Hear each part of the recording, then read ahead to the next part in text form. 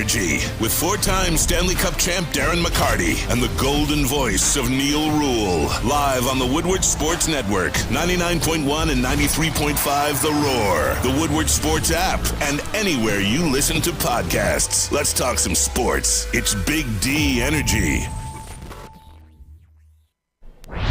Hey, yo, everybody, welcome back. Big D Energy, Woodward Sports Network. Neal Ruhl. Oh, look, he's back, everybody. It's D-Mac and Darren McCarty here in the house. We got Sam Flannel. It's a Debo Flannel Friday. That is right. Sam Flannel repping the Debo. What do you got for me today? That's my bike, punk. All right, there it is. Wow. There it is. Oh, it's going to be He brought a little day. more. He brought it. He brought a little more. I appreciate it. I'm here for it. You know we got Spencer Raxter here in the building as well, on the ones and twos, keeping everything crispy here. We have all of you. A big welcome to everybody watching on Facebook and Twitter. We'll give you a little taste of the first segment. Then you got to shuffle on over to our YouTube page if you want to catch the rest of the show.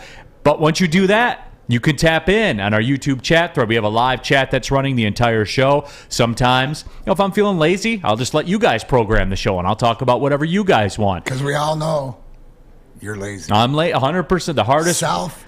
Am I the hardest working lazy person or the laziest hard working person? I can't decide. Hard working person in the league. All right, there you go. That's fair, I think. That is fair. But happy to have you all with us. Our social media handles are on the screen as well. Send us tweets. However you want to get involved. We're certainly glad that you want to. I got a couple things. And look, I guess this has become very polarizing, D-Mac. The first segment, I like to talk about life with y'all. I like to know some of the things y'all are going through. I'm going to tell you some of the things I'm going through because I'm curious, because I like people. I do. I enjoy hearing people's stories because everyone has a story, man. The human connection. The human connection, dude. I like it. I dig it. Plus, I mean, when you real talk, like, you can learn a lot from people. Yeah, if you care. If you care. Right? That's it. Listen, it's the old adage of, are you listening or are you waiting to respond? So I think with our listeners, with the YouTube thread, whether it's Facebook, Twitter, however you consume Woodward Sports and Big D Energy, we're about the people. About the people, That's what man. It's always about. I will stand on my mountaintop and preach that. That's what we're all about, the fans, the people. And then there's some sports to mix in there because we tend to like the same stuff or dislike the same stuff. Right. And we're going to get to it. Don't worry, guys, okay? We're going to get into it. Miggy passed Kaline for all-time hits yesterday, so we'll discuss that. Maxi Rodriguez. I knew I was going to do that, too. Yeah. I absolutely knew that I was going to do that. But, Malcom Rodriguez with the Lions, I think, could be the next Brandon Inge in this town. We'll discuss that coming up in just a little bit. Wow, dude. He's got folklore status already. Is that good or bad? Well, I don't know. Oh, okay.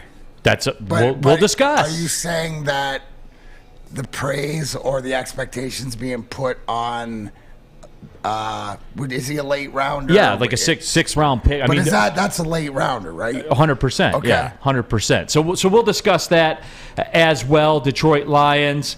What if they won? What if they won? Won what? Just one. Like won what? Like had a winning record, won a playoff game. Yes. Won the Super Bowl. Just what if they won? But which one? Well, we can start with a game. We can't pipe dream the Super Bowl. No, you're right. You're right. You can't. What if they won, though? Listen, here's the thing that the adage, and I'm going to stick by. I've heard a lot of different things by so-called talking heads, around the country or whatever, about starting their clock on the Lions now. I started my clock last year. We've been done doing 2 years. And I think what you're talking about, if we're going into the second half, the second 17 games, and we're talking about, you're asking me what if they won, and I'm looking at my clock and going, okay, I guess we're progressing. Because my clock into your mouth. Yes, you did. And I'm allowed to do that anytime I want. But the fact is, that's progress. Right? Yeah. You're seeing, I'm going to sit back. I'm going to wait to the end. But if we're having these conversations of what if they won, well, I hope they win more games. And I think that, to your point, why don't we start at 9-8? Because that's winning, right? That's putting you in there. That's improving. That's showing something. I don't think they're going to be that good, but I think they're going to be more competitive. And I think offensively, they're coming around. And now defensively, if we're talking about 6th rounders, you said Brandon Inge, and I'll go positive. Maybe he can be a Thomas Holmstrom. You never know. That's why you're here, D-Man. That's what it is. Late round picks that progress. Oh, he's only got 4 cups. Not saying that we're going to put that much pressure, but that sounds like a playoff win, maybe. But not, let's slow down. My clock hasn't expired yet, so I'm not willing to get into this, but I'm willing to entertain what you mean by that. Okay, and we will discuss. Detroit Dabber says, what up, Doe? First in on the YouTube chat thread. And Machiavelli Sucks to Go has cracked. Damn it, Dabber. How the hell are you always first? So finally somebody cracked about it. I don't know what his secrets are.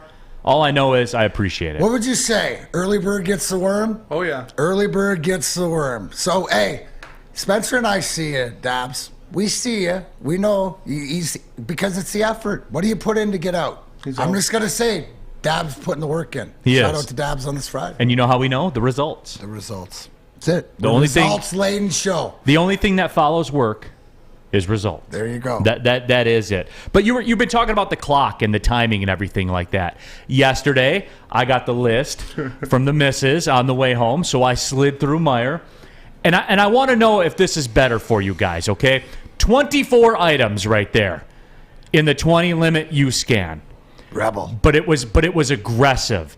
And you see some multiple items. And look, there were 24 different pieces of things, okay? There were 14 different items, but there were 24 things.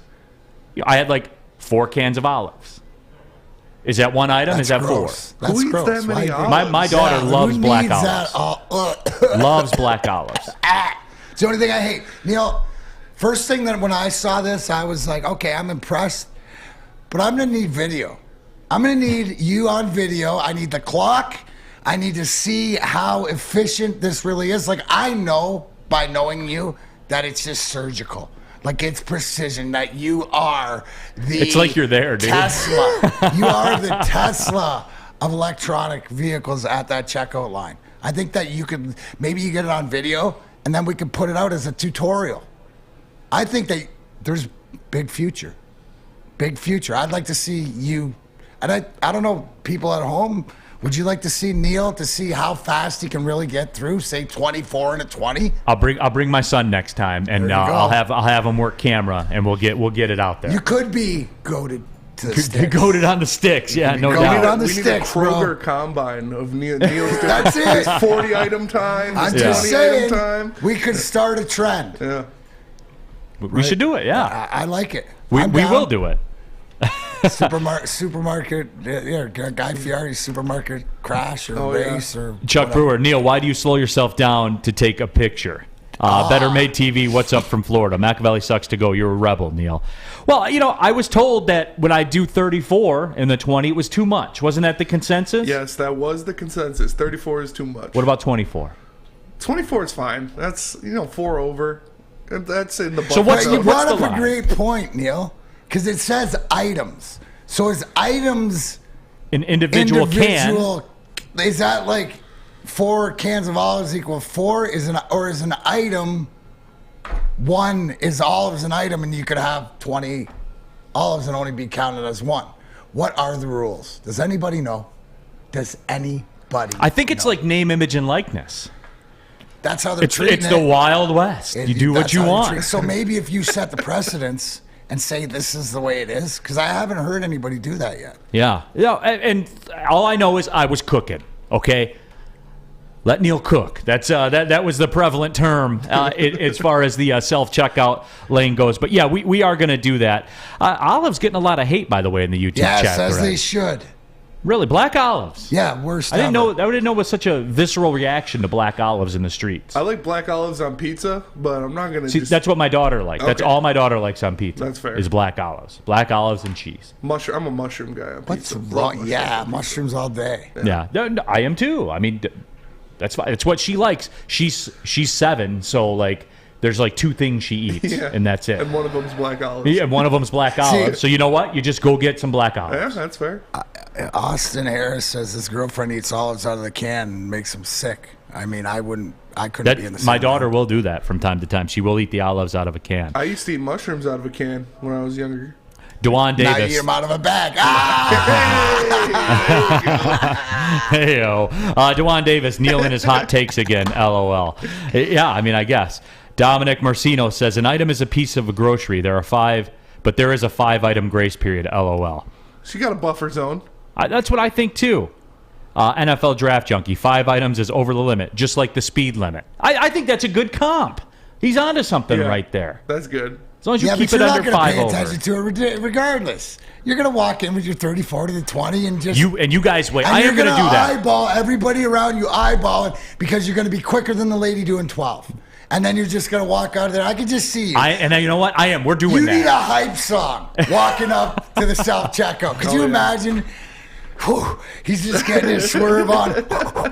Go. There he goes. And then deuces on the way out. It's like employee of He's the got month. 8 bags, 6 bags on each arm, and he's flipping the deuces. That Dane Cook movie, Employee of the Month, where they have the scan competitions. Neal would crush. I would Crush. dominate He would that. crush. Well, see, the key is, like, when I walk up to the U-Scan, all my stuff is sectioned off in the cart. Oh, okay. Like, everything that goes Efficient. in the same bag together is all sectioned and ready to go. Like, there's a whole pre-shot routine that goes into all of it. Hey, I Stay didn't prepared know so you this, don't but have to Neal get and I prepared. obviously went to the same school of shopping, of grocery shopping. I love the grocery- the I cereal. love grocery shopping. Yeah, the cereal is all It's all right quarantined. there. Bing, bang, boom.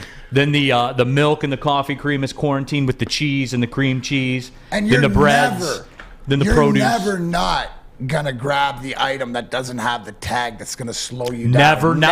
I always check for You're it. gonna always dig Yep. deeper into the fact that you will pass on the item Because if it's not convenient at the checkout. Because here's the thing, D-Mac. If you're going to roll on that side and have 34 items in the 20 item, you can't have people around asking questions. Absolutely. You can't be standing there waiting for someone to come over and manually punching the key, the UPC if you key. act like you belong, You belong. you belong.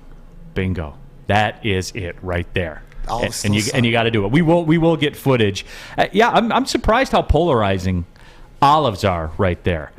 Joey 2 times. There's no way Neal returns his cart to the corral. Joey, every single time. I don't care if it's raining That's out the there. end game. Yeah. That's the closer finish. That's the mic drop. And here's the reason why. Do you get a little sound, or do you just like subtly, or do you?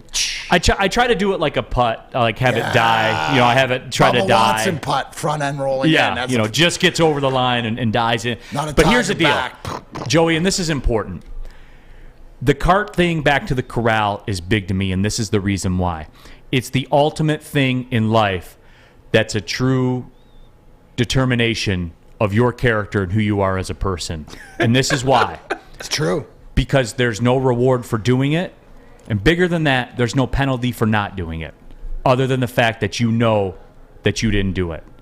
And when you look around a parking lot at a grocery store and you see somebody not put their cart back in the corral, it tells you a lot about that person. And look, I've been there before, and I know the person, especially when it's raining, I'm even 101% likely to do it, because that guy that's got to come out and get those carts and bring them all back in, that's like an extra minute he has to stand there in the rain if you don't put your cart back. And I know your time's more important than everybody else's, but I'm not built that way. I'm going to walk over there and I'm going to put it in the cart corral, and we're going to roll on. Guys and girls who don't put their carts away. I don't have time for those people that play ace 6 offsuit like it's pocket aces. Yep. No care for a lot of things. Tells a lot about it. I like the way you broke that down. Yep, and that's why. Psychiatry here on it's the ultimate determiner of who you are as a person. There's no better example in the world, because no one's going to know. Only you know.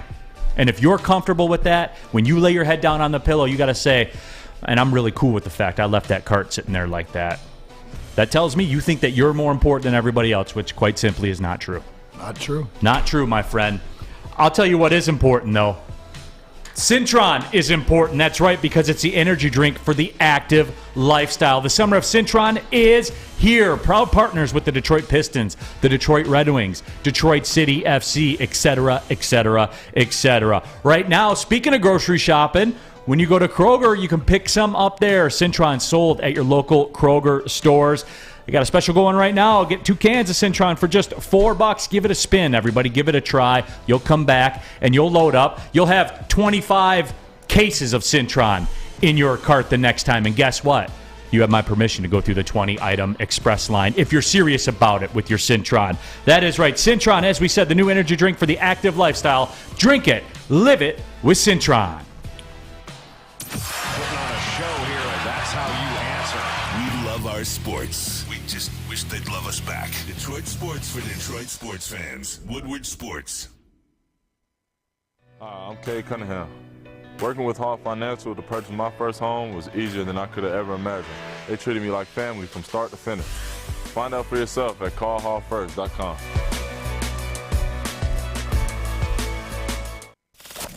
We don't like to brag that we are the toughest sports network in Detroit, but we do have a guy named Darren McCarty on our side. Lemieux and McCarty, who've had a good knockdown drag up. There they go, right on the whistle. They were talking to one another. Woodward Sports. Neal Ruhl here for Wing Snob. I was told it takes a snob to know a snob, so here I am to tell you about their fresh, juicy, hormone-free chicken. Wing Snob, the best traditional wings in the game. Stands to reason. They have the best wings.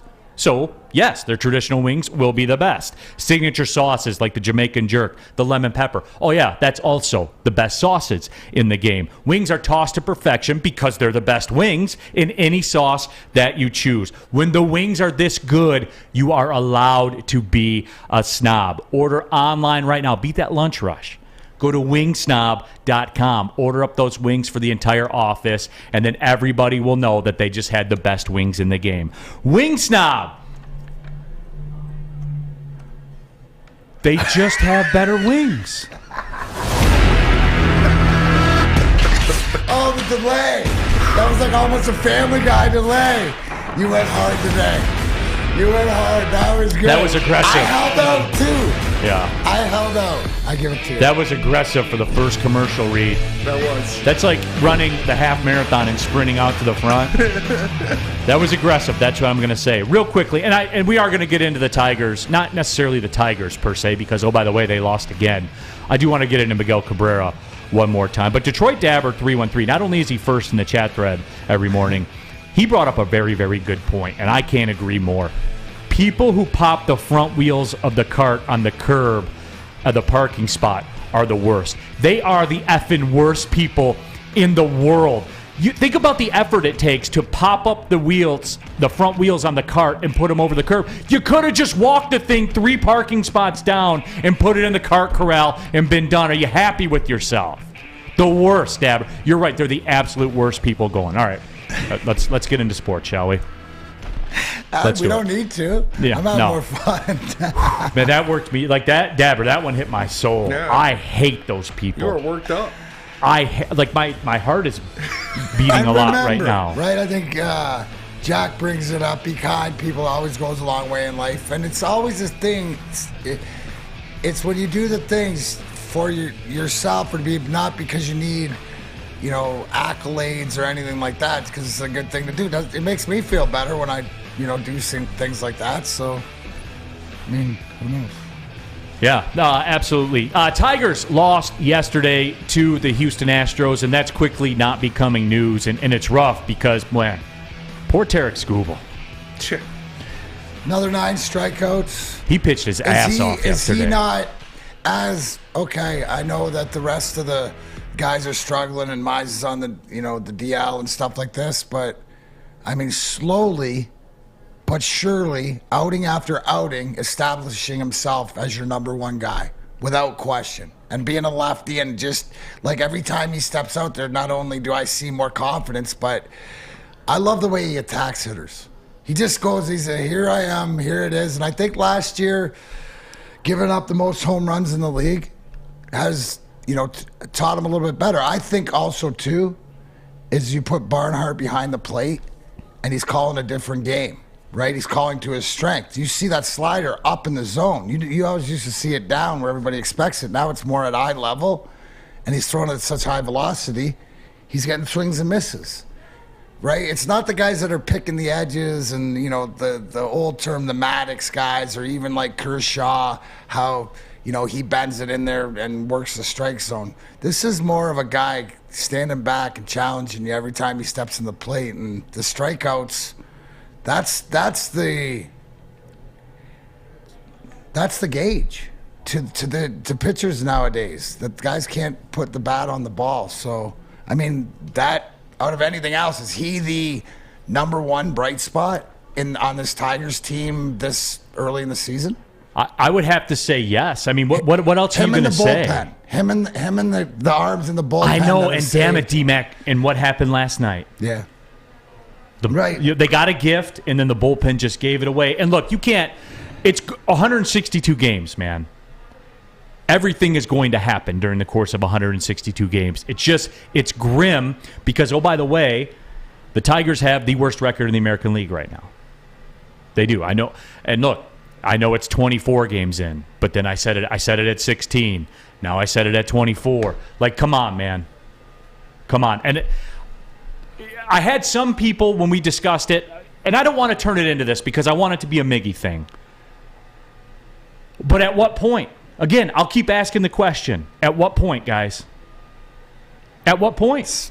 It seems sooner than later because you're backing yourself into a wall because you can't insulate around them like you thought you would, right? So now, yeah, okay, it's great. Miguel Cabrera, I mean, it's a great accomplishment to pass Al Kaline in total hits, but I mean, in all reality, what are we watching or what are we seeing right here? I listened, to AJ Hinch talk and tell me that they are going to get better. The frustrating thing isn't the bats, they can't even play high school baseball defense right now. It's the errors, and I think that's the frustrating thing, right? Because the defense and the errors and the unforced runs and stuff like this is something that you just don't have the luxury to stay in baseball games when that happens. You're not good enough team because what are all the great teams? The Yankees, the Sox, the Dodgers, what do? They hit their way out of it, right? Different guys in the lineup because it's just too strong and we don't have that. I remember sitting there doing the opening day show and saying, oh man, look at this lineup. Yay, it's going to be this and that. It ain't that. And going back to it. You nailed it. When you got Jamer Candelaria as your cleanup hitter on opening day, man. You're in trouble. You're in trouble. And look, he's showing signs of coming out of it, but guess what? Hasn't helped. And that's the thing. I always go back to the bottom line. Like, people can get caught up in the romanticism of things. And yeah, he's coming out of it. He's hitting the ball hard, all that kind of stuff. The only thing they keep track of are wins and losses. That's it. There's a very bottom line situation that they're in. But the story to me was that it was Miguel Cabrera and what happened yesterday, passing Al Kaline. It was a very cool moment. And Miggy has talked publicly about his relationship with Al Kaline and what he thinks of Al Kaline. And it was pretty cool, too, because the Kaline family, Louise Kaline, on behalf of the Kaline family yesterday, said Al had often said that Miguel was the greatest hitter that he'd ever seen. And we had our discussion about it here. I got in some dust-ups on social media with some of the local writers in town because I said he's the greatest Tiger to ever play for the Tigers, ever. And that was my point about it. I got some pushback about the Ty Cobb. And look, that's a open to interpretation thing, and I understand it. I don't kill you for that opinion. I don't hate on you for that opinion. Tony Paul and I got in the discussion about the Al Kaline thing. We were mixing it up a lot. And for me, it just comes down to, we did all these things in 10%, almost 10% less games. You know what I'm saying? Like, that's reality. That is the reality. And that's fine. Again, I'm not going to crush you if that's your opinion either. But also don't crush me for my opinion because I think he is. And as he continues, that's why I'm glad.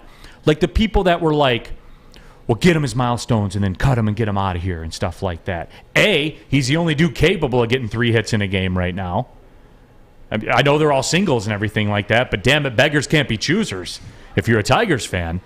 But through all that, look, 30th all time in hits. Be 29th all. He'll keep going up this ladder, man. And I'm happy for it because to quote D-Mac, he's going to get his flowers from everybody in baseball. Right. And I'm here for that because that's what he deserves. Here's the biggest thing to me, Neal, right?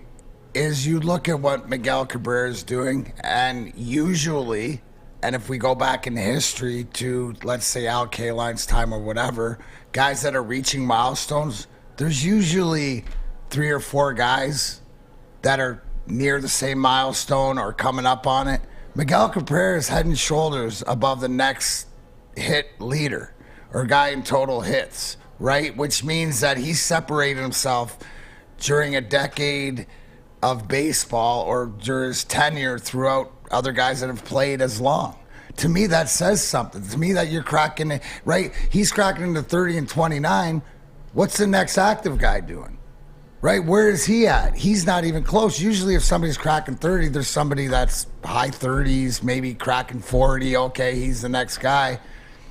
In history, we've seen that. We don't see that now. To me, that shows you more dominance in today's day and age. Now, the game changed, right? The game's not the same game 60 years later.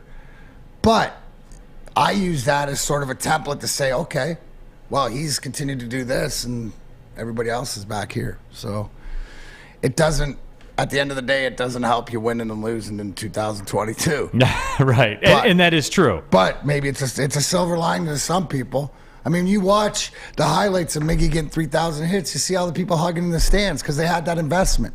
Right. It's the same investment going back to how can you be mad at somebody who wanted Matt Stafford to have success because of the investment they put in to that player. So, he's been here a long time, and I think it's the special case, just like it was Kaline. People attach themselves, and sometimes that might conscrew their argument because they're personally invested. No, and that's fair. That's totally fair. I get that. Chuck says, sad thing is, I wish you could say it was Miggy in the lineup that was the issue, but he's far from the biggest problem in the lineup, and that's facts. The truth. That's facts, too. Yeah. That's facts, too. And by the way, too, and you're going to get this throughout the year from Miggy. And Sam, did you watch a game last night, Sam Flannel? I watched from about the 7th inning on. Of course, I was really happy when they tied it up, but then blew it. Yeah. Did you see Miggy's last base hit? Yes. That rocket that he hit? It's still a single. No, but that was every now and then you get that glimpse. Well, because he still can do it in very small doses. Right. You don't just lose it all. But I'm more appreciative of those now. Well, because you're not getting them from anyone else. Well, that might be part of it, but it's just you see it. You know what I'm saying? Like it pops back up, and you saw it there. There was nobody that was getting in front of that ball. I mean, no. That was an absolute missile that he hit off his bat. So you do see it from time. People act like he's in the over 40 beer league, the guy that just slaps it into right field over the first baseman's head every time. It ain't that with him. I'm always going to be the watchdog because I'm not dealing with any Miggy slander ever. I don't care if he hits 200 this year. I think the great point is that he's by far not even a problem. He's right. Look at Miggy's history. He's hitting almost 300, and I know that it's the power numbers are down, but that's usually higher than where he's at this point of the season in years past, right? He usually comes on strong in the middle of the season. Trent Bastian in our YouTube chat thread says, if they drop the 2 series against the A's and the Orioles at home this month, it's panic time. Trent, I would take it a step further. If they drop those 2 series, it's not panic time anymore. It's funeral time. It's over. Yeah, OVA. It's over. Well, you know what? Then we better make sure our friends at Guardian Alarm, who we know keep us safe and gives us peace of mind, that they'll be down there for those series. So that doesn't happen. Guardian Alarm, your local security experts, whether you're home or on the road, 24-hour local monitoring. Make sure that you feel safe. So you want to be part of the Woodward Sports Big D Energy family? You can on this Friday. Give them a call, 1-800. Stay out. That's 1-800. Stay out. Gosh darn Debo Friday, and you know Sammy Debo Flannel is standing by that closet with his Guardian Alarm. So give him a call, 1-800. Stay out. Get out of my house. I love it. Give Guardian Alarm a call today. Your local security experts. Tell them Big D Energy sent you. Neal Ruhl, D-Mac. Be right back on this Friday. Hi, my diamonds. It's Crystal with an X. You want to get hot and perfect like me? Here's my super easy routine. Drink at least a gallon of water before you wake up. Attach a weight to everything in your house. Hello? Sell your car and just sprint everywhere. Scream when you exhale. Don't follow Crystal with an X. Do your own thing at Planet Fitness with tons of equipment and free fitness training in our clean and spacious clubs. Join now for just $10 a month and cancel anytime. Cintron is the official energy drink of the Red Wings, proud partners of the Detroit Pistons, and exclusively served at Little Caesars Arena. If you're looking for premium ingredients, long-lasting energy, balanced hydration, essential vitamins, and great taste, Cintron is your top choice. Neal Ruhl here for Chili Peppers Tanning. And look, you can join the Pepper Club. Get you all the best deals. They'll also beat all the competitors' prices by at least $5. Chili Peppers Tanning has the hottest bulbs, the hottest deals, the darkest tans. Go to chiliPeppersTanning.com. Find out which one of the 26 locations, with more on the way, by the way, work for you. It's Chili Peppers Tanning. We are off and we are running here on a Friday. Keep forgetting it's Friday, man. Fire up, everybody. Going into Mother's Day weekend. Tell your mom you love her. Come on. Neal Ruhl, D-Mac, Darren McCarty here in the house. We got Sam Flannel. We got Spencer Raxter as well. And we talked about this a little bit in the open. And I think it's a great discussion to have because we still got the hopium working through our veins. You know, we all took the needle last Thursday night at Brass Rail together. And, you know, we were fired up, and everybody's giving it an A+, the draft and everything like that. But I did get to thinking about it. I was just driving down the street and got to thinking, what if these guys did pull this off? I'm talking about Brad Holmes, to a lesser extent Dan Campbell. What if they pulled this off? What if they won? And I don't even know, you know, let's just start with a playoff game. And I'm not saying this year because we're not through the clock yet. But I've been a guy that's been vocal about it. The only two NFL teams with a playoff winning percentage below 25% over the last 25 NFL seasons, the Lions and the Cowboys. There's another example, by the way, people, of your little Dallas Cowboys. When I say enough with the Cowboys, 3-10 in their last 13 playoff games. Yeah. Haven't been relevant in a very, very long time. So can we stop with the romanticism about the Dallas Cowboys? America's team, baby. Stop. Stop. And hey, I'll go back to it, guys. You go ahead and be the one this year to go take Zeke Elliott in the first round of your fantasy draft towards the end. Like say you're picking 10th or 12th. You be the one to go do that this year. Let me know how it works out for you. Enjoy those 41-yard rushing games every single week. And every week saying, well, this will be the week he breaks out. Cowboys, dude, it's over. But I digress. What if they pulled this off, D-Mac? And we'll start with a playoff win. Not this year. Not calling for it this year. But I have gone public with it, and I will stand behind it, much like Sam Flannel said DeAndre Swift will lead the NFC in rushing yesterday. Don't let that die, by the way. Never. I'm telling you that under Brad Holmes, the Lions will win a playoff game. Book it. I'm signing on it right now. Under Brad Holmes, they will win a playoff game. You said that even before this draft. No, I did. I did. And there are so. principles in place. But what if they pull that off, D-Mac? Well, then they're closer to getting to where they need to because at the end of the day, that's not the end-all be-all to win a playoff game. It's a start. You got to put yourself in the position. Right, we can agree that it's not this year, but it's sooner, and it's a sooner possibility than it has been in the past. And I think that for me, it's a realistic one, right? So I'm still sticking with the clock. I'm going to wait. And hey, things go great and everything works out and we're, battling for a wild card or getting a wild card this year, then you're ahead of schedule. But to me, it's part of the journey. It's only a stepping stone to get to that first win. But you can't get to where you ultimately want to get to without that first win. So if I'm going to preach destinations and oasis and it's about the journey, then the journey is to that first win. It's very cool to sit up here at this desk and be on Woodward Sports Network and do a daily talk show with Darren McCarty. who won 4 Stanley Cups. Obviously, it's pretty cool. We become good friends, and I appreciate that.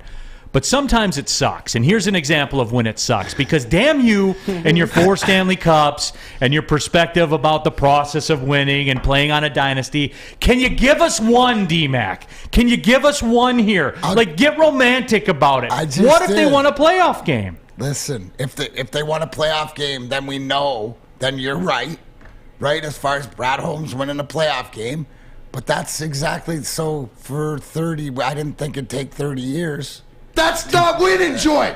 Exactly, right? So it's something that we could stop and go, yes, awesome, great. But that's not the end of the journey. That's not it. It's part of putting the pieces together. Then what does it do, Neal? What does winning do? Brings even more expectations, right? Because guys, let me tell you this. You don't just go from stinking or trying to make it to the playoffs and then automatically getting in the playoffs and winning, and then you win a cup or you win a Super Bowl championship, right? You got to embrace the suck. And there's levels in winning the playoffs. We see that in the NHL right now. We're talking about different games. You look at, we'll get into it later, but Colorado wins the overtime game to go 2-0. They're the ones that I picked to win the Stanley Cup, but it's been a process for them. All these teams have been a process. The Floridas, right? Tampa's out there trying to defend. We got Toronto, who, you wanted them to go up 3-0 so that they could lose in just horrific fashion of coming back. But I think that Tampa, exactly what happened the other night, is exactly what I expected from defending champions that have a heartbeat and a pulse. Right now, how do you feel about that series? So back to the Lions. You win that one game, then what does it do? Then you enter that next level. You level up to now that you should be a playoff team. And now it's about winning those 2 games. Now it's about focusing on the conference. And then it's about getting to the Super Bowl. When that is, I don't know. But what would winning mean? That would mean that we're going in the right direction. Gromit0237 says, wow, a playoff game in how many years? But we'll win a playoff game. Again, if you're starving and somebody gives you a cracker, it's the greatest cracker you ever ate in the history of your life. Chuck Brewer, who's Why usually... should I give a damn about the Michigan crackers? Chuck Brewer says, all right, and guys, come on, work with me here. Chuck Brewer says, a playoff game, big whoop. I need to see a conference final before we are cooking. Chuck, I believe you're being dishonest here, and you're a great fan of the show, and I have a lot of respect for your takes and your opinions. And I usually seek your opinions out when we're doing these types of things. But Chuck, I suspect if the Lions won a playoff game, it would be delirium here. And all of you would like to, we would have, there'd be thousands of people I can't believe this moment. This is the greatest day in the history of my life. There would be delirium if they won a playoff game. I think you're half right as far as to embrace it. But also, too, there's a whole 30 years of fandom that expects more. If we get there, that's not the end-all, be-all. That's the... It will be in that moment. Finally, we won a playoff game.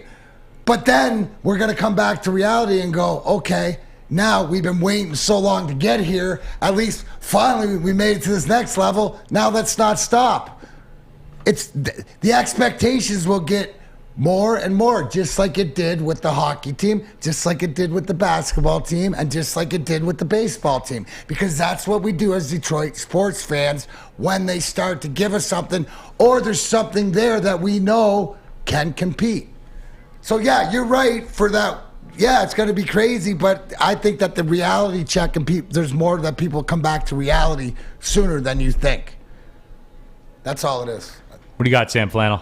Let me get romantic about it. Thank you. Because I believe in the following Monday, Tuesday, Wednesday, after this theoretical playoff win, that the buzz in this city would be like nothing I have ever seen in my adult life.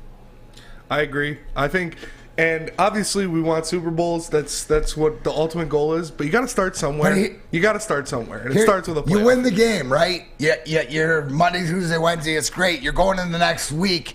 You're focused, you want to win, but you accept the loss. But going back to training camp the next year, you don't accept not making it 2 playoff wins, right? Yes. That's what I'm saying, is that you set expectations for yourself after getting the first one. It might not be that season, but the next season, you better Amen. Make the playoffs. Get a home game. Oh, my God. Win your division. Oh, my gosh.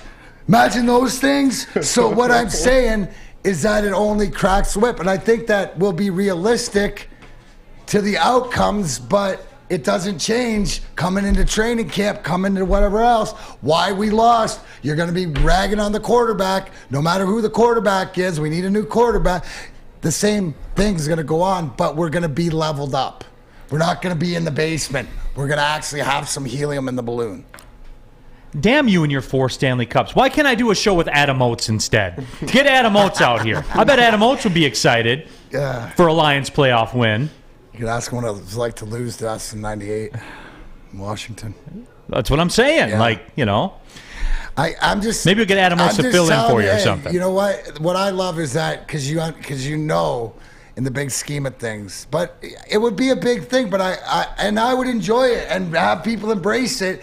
But then come Wednesday, let's bring it down and move on. Just like winning a playoff series or whatever. You enjoy it there, but then you got to move on to the next one because the goal is not to win a playoff game.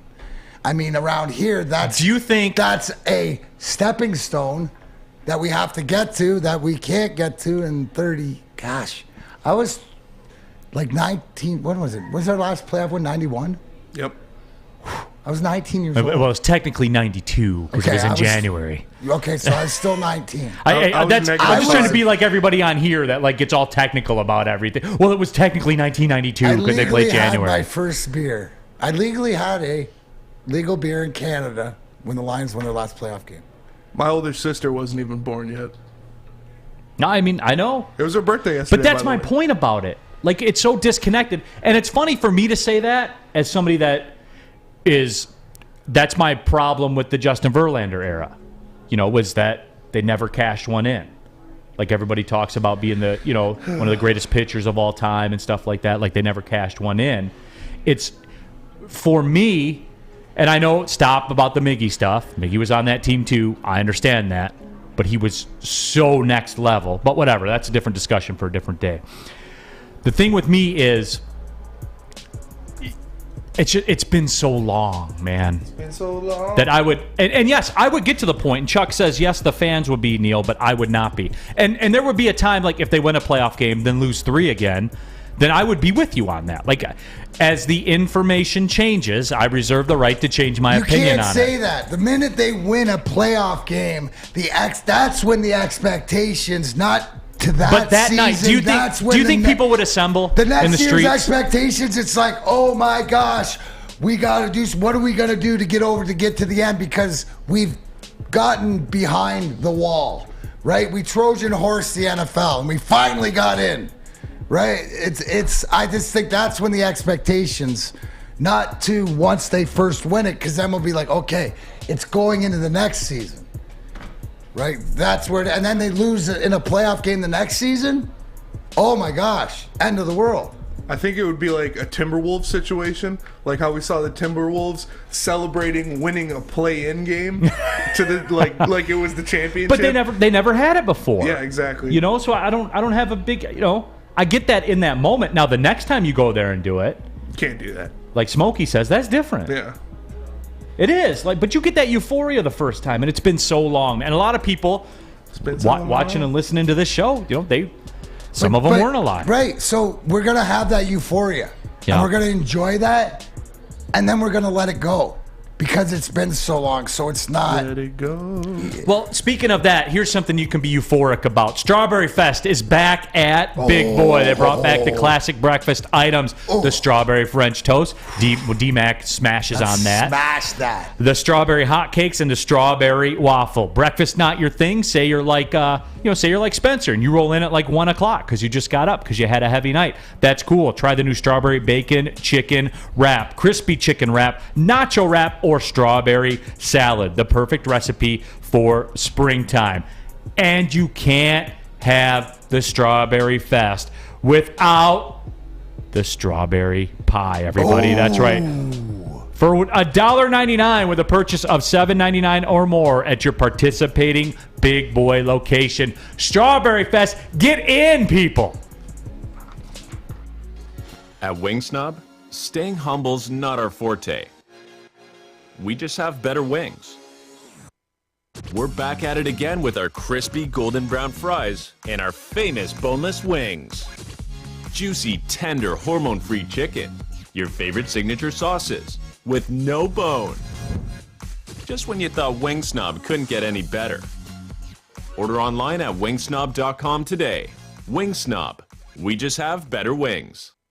Fellas, let's be honest. We like things to be easy. We like simple stuff, like sports 7 days a week. We like things uncomplicated, like Lady Jane's Haircuts for Men. Open 10 to 8, 7 days a week.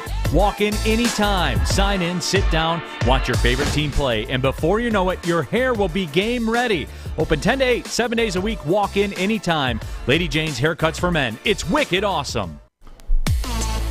Back at it, Big D Energy, right here on the Woodward Sports Network, live from the Planet Fitness Studios, right next to Lady Jane's headquarters. My name is Neal Ruhl. D-Mac, Darren McCarty, sitting in for Adam Oates here on Big D Energy. We look forward to getting Adam Oates back in here so we can talk about, the joy of winning and not just saying, well, you got to win 4 championships before you even move my needle at all. So we'll get Adam Oates back in here next week. We have Sam Flannel, we have Spencer Raxter, and we have all of you.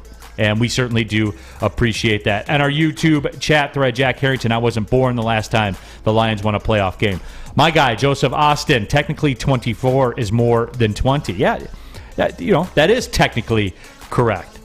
No one answered my items and pieces, though. Technically, you only had 14 items.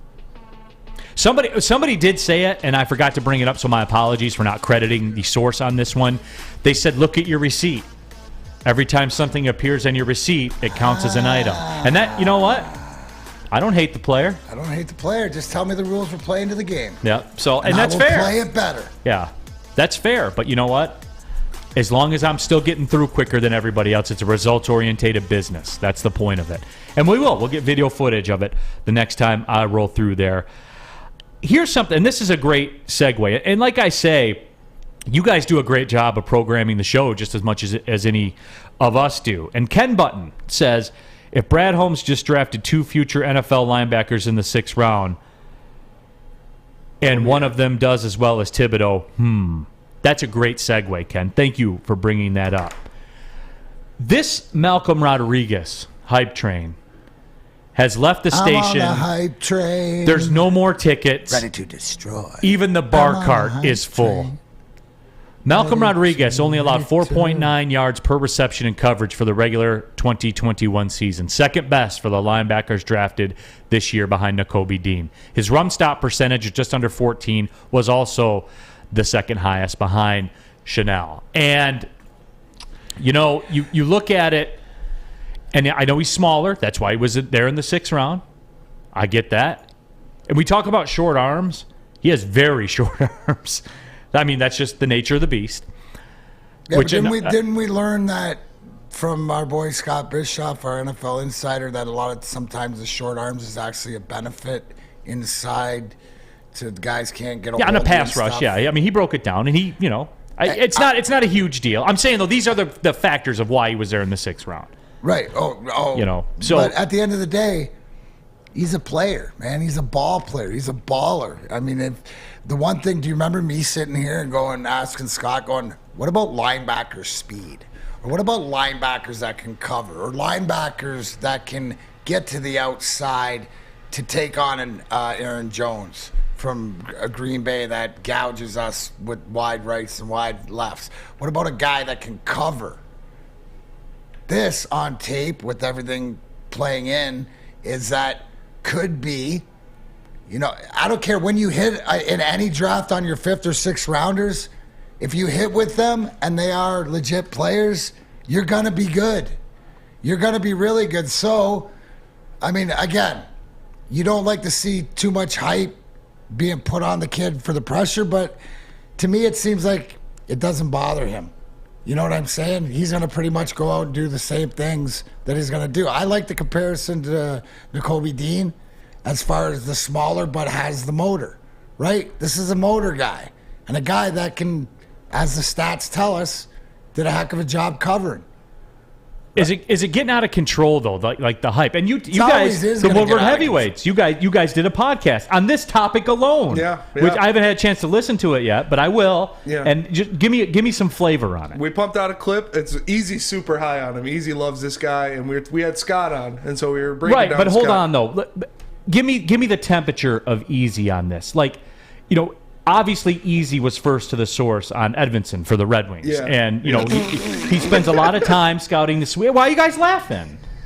He was the first to the source. I think he tipped off Yzerman to it. Yeah. Huge Swedish elite hockey guy. Yeah, he's the Red Wings Swedish elite guy. He's the Lions Oklahoma State guy. Yeah, so so this isn't just any source we're talking about here. This is Easy with a proven eye for talent. Yes. Progress. Yeah, so Easy loves him. We were talking to Scott. Scott was talking about him being immediately he comes in and he's a special team stud. He's the guy that's flying out because he has a nose for the football. He's in there, he's making plays. And he said he could see him progressing to be a starter on this defense, to be a guy in there to where they're not going to just do what they did with Jared Davis and throw him at a position and say, here, go have fun. They're going to design the defense. They're going to design schemes to where this guy you can use the maximum output of what he gives you. You can use him to be that fast guy coming off the edge, going in there, taking care of the sweeps like D-Mac said, where Aaron Jones is running off the sideline and he runs sideline to sideline. He takes care of that. He's guarding these guys over the middle. So, and the people love it. Like I said, we got 3,500 views on our Malcom Rodriguez clip alone. And so I think we're just so hungry for a good linebacker. Like we said, we haven't had a good linebacker, and this kid looks like... Well, I was just told, just get one and then just let it play out. Don't get excited. That's what, Mr. Bucket of Cold Water to my left said. Just get to it, then it becomes the expectation, and then we move forward. I'm Here's kidding. The whole I'm ball thing. busting I know, you, man. but here's why the expectations can be high like this. Because you put the pieces together. Who's the defensive coordinator? Right? Aaron Glenn, right? Where you see how excited he is for the guys they've drafted, guys with different... You're giving him different pieces to a great defensive pie. Now, guys got to go out, but he said, I need a motor. I need a guy that's got football acumen. He's got some speed, right? He ain't scared. Oh, special teams guy that likes to go out. He's a football player. That's what we need. Is football players, and then some of these football player guys have some extra talent, right? You look at that. Now you start looking at the lineup and the roster, and yes, Neal, it's too early to get super excited, but I can understand why the excitement. And to me, I don't look at who's hyping them up. I look at the coaches and what are they saying. And when Aaron Glenn's asked about Hutchinson, and he says, oh, he's a Lion. He's the Lions guy. He's made to be here. He's made for my line. Bingo, bango, right there. Then you look at like Martinez and stuff where these are specific guys that they got that it seems to me more than they didn't just draft the position, they drafted the person and the player. And when you start doing that, that's where the culture and the talent combine because you hope that they're both there. On our YouTube chat thread, Chuck says you can spin all the Holmes picks to be solid gold, and I'm impressed. But now they have to show up on the field. Be careful, Chuck, when you say that, to have expectations. Trust me. But here's the thing, right? What's Brad? Then we go, okay, you're right. But what did Brad Holmes' track record? Oh, guys hit the field that he drafted. That's a good trend. Doesn't mean he's got to be 100%. But that makes me feel a lot better. And that makes me feel better to the fact if you have one of these two linebackers late hitting, wow. You know what you are, Neal? Another team in this league that's successful and can win playoff games. Ride or die Detroit. Wrestlers are sneaky bastards, too. Malcom Rodriguez is going to be a steal big time. Bill Felsner says, leave Adam Oates alone. Thank you. He played here, too, with Steve Yzerman. No, I'm aware of that. And then that was one of the L's we took when they traded him for Bernie Federko. How'd that work out? See, that's a subtle Neal whining because he likes Adam Oates and the fact that's a Neal going, why'd you ever trade Adam Oates? So if you understand Neal at all, it's his way to say, I love Adam Oates, and you should have been here, Adam Oates, and you should have never got rid of Adam Oates. So give him the bell. Good. Yeah, right? absolutely So give him the bell. I will read that in. That is exact, because Adam Oates is actually one of Adam Oates and Jimmy Carson are right there. Love those dudes. I know you do. Jimmy Carson especially, and not for what he did with the Kings. Right. Absolutely. But Adam Oates, you're still, if there's something that's burnt in your crawl about what went I was on bitter. When you're younger, there's still a little man. 100%. 100%. I mean, Federico had a great mustache. Think of a 10-year-old Neal Ruhl just crushed that they traded Adam Oates. Crushed. And then Bernie Federico turned out to be Bernie Federico. I was upset. And then Hall & Oates was formed. Yes, it was. But they still didn't win a Stanley Cup. And if Adam Oates were sitting here... Well, that's because he had to get through us. Yeah. And if Adam Oates were sitting here right now, he wouldn't be pouring cold water over what if the Lions won dreams that I'm having right now. Hazardous Nature says he also hit 36 on the bench press at Pro Day. That would have tied the record for linebackers at the Combine. Well, he has shorter arms. Marty the Point. I used to say it all the time. The Bulldog, dude. He'd throw up like 35 225s, but he's only got to go here. He's just like right here. I mean, none of that. He's just... That's the Bulldog. How many reps of 225 did you get back in the day, D-Mac? Dude, 3? For real? Yeah. No, for real? Listen, you ever see a barbell win a fight? No, it's your wiry strong. I had bad separated shoulders, so I could never get I could never do pull-ups or I could never do bench press. But I can't lift the barbell. But I can wrestle the heck out of you. There you go. It's farm strength. It's from throwing bales of hay. Country strong. Yeah. Country strong. From baby. climbing Me through. and Proby. You look at Bob Proby with his shirt off, and you go, "He's the what?" And then he grabs a hold of you and slaps you around and keeps you in a fight, and then plays with you like he's an animal playing with his food, and you're like, "Oh, I get it now." Mr. Sammy G2 says wrestling helps everything. It does to a degree, especially in a quote-unquote combat sport. I consider football a combat sport. Dude, not only that, what that tells me about is like his core, right? His base, his it's a different strong, right? Like here's the one thing, back in the day, that's what made Drapes, like you could never wrestle Drapes because he's smaller, but his base is so low. strong, so low, yeah, and stuff like this. But it's what the wrestling do is the conditioning. That's where the conditioning is. So no wonder this kid can run all over the place. I'm more excited now. Even more. Man. You're on the hype train. You're on the hype train too. Hey, you know what's a good thing that I said easy. Check this Martinez kid out. I think he's going to be good. He gave me Edmondson. I gave him Martinez. What do you want? There you go. Dom Rivera in our YouTube chat thread says stop by to give the like. Have a good weekend, y'all. Hey, Dom, appreciate you sliding in. Dude came in just to hit the like button and then rolled out. How about Dom Rivera, man? Hope you enjoyed that Gypsy vodka too. But is that bottle empty yet, Don? If you're going back and listening, hit us back up and let us know, is that bottle of Gypsy gone yet? MyBookie.com. That's where it all goes down for real. The NBA playoffs, the NHL playoffs. Baseball is here as well. No better place to bet on your favorite team than MyBookie.com. When you sign up for an account, use a promo code Woodward, and they will match part of your first deposit up to 50%. That's right. They're going to give you some free bets to jump on what you want to jump on right now, and it all goes down at MyBookie.com. Bet on anything, anytime, anywhere with MyBookie. Have a problem with gambling? Call the Michigan Gambling Hotline, 1-800-270-7117. It took exploring 50 different formulas and hosting countless taste tests, but we believe Gypsy Vodka is the smoothest vodka on the market.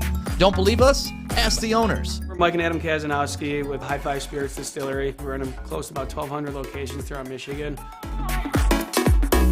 We wanted to create a brand that was geared more towards freedom, love, adventure, and at the end of the day, we really wanted to tell a story that inspired other people to take risks, follow their dreams, whatever that might be. The official sticker partner of Woodward Sports. When it comes to stickers and signage, think Sticker Genius. We support this local Detroit business, and we are excited to show you our latest project, the Planet Fitness Studio from Sticker Genius. If you need custom stickers, wall graphics, window graphics, and plenty more, reach out to our friends at Sticker Genius.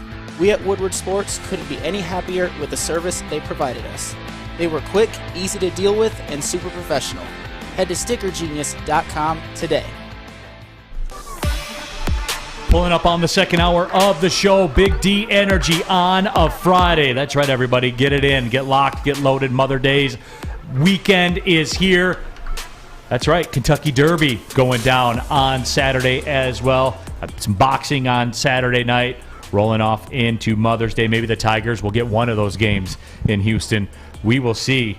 But it ain't looking good, my friends. We'll just say it like that. Did want to talk some Detroit Pistons also, because as you see it with the Golden State Warriors and every moment that goes by with Jordan Poole, as we welcome in Woodward's Pistons contributor, Jeff Iafrate. Follow him on Twitter at Jeff Iafrate. And look, Jeff, I keep seeing this. I keep hearing this.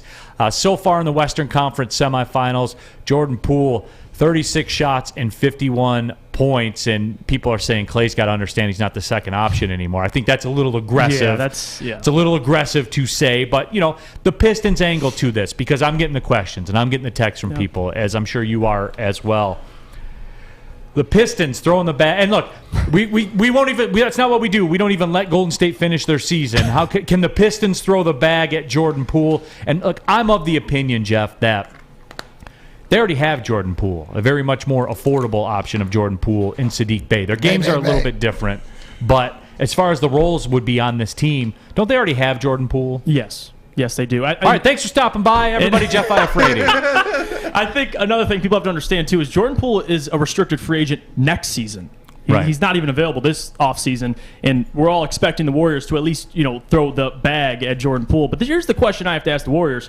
They have $150 million tied up into their top four players, or at least paid-wise. Steph Curry, Klay Thompson, Andrew Wiggins, and Draymond Green. So if they're going to offer Jordan Poole that 4-year, $80 million contract, but they're going to have to jump through some hoops, certainly. And I think, the big question is, what do they do with Andrew Wiggins? He is a free agent, unrestricted free agent, next offseason.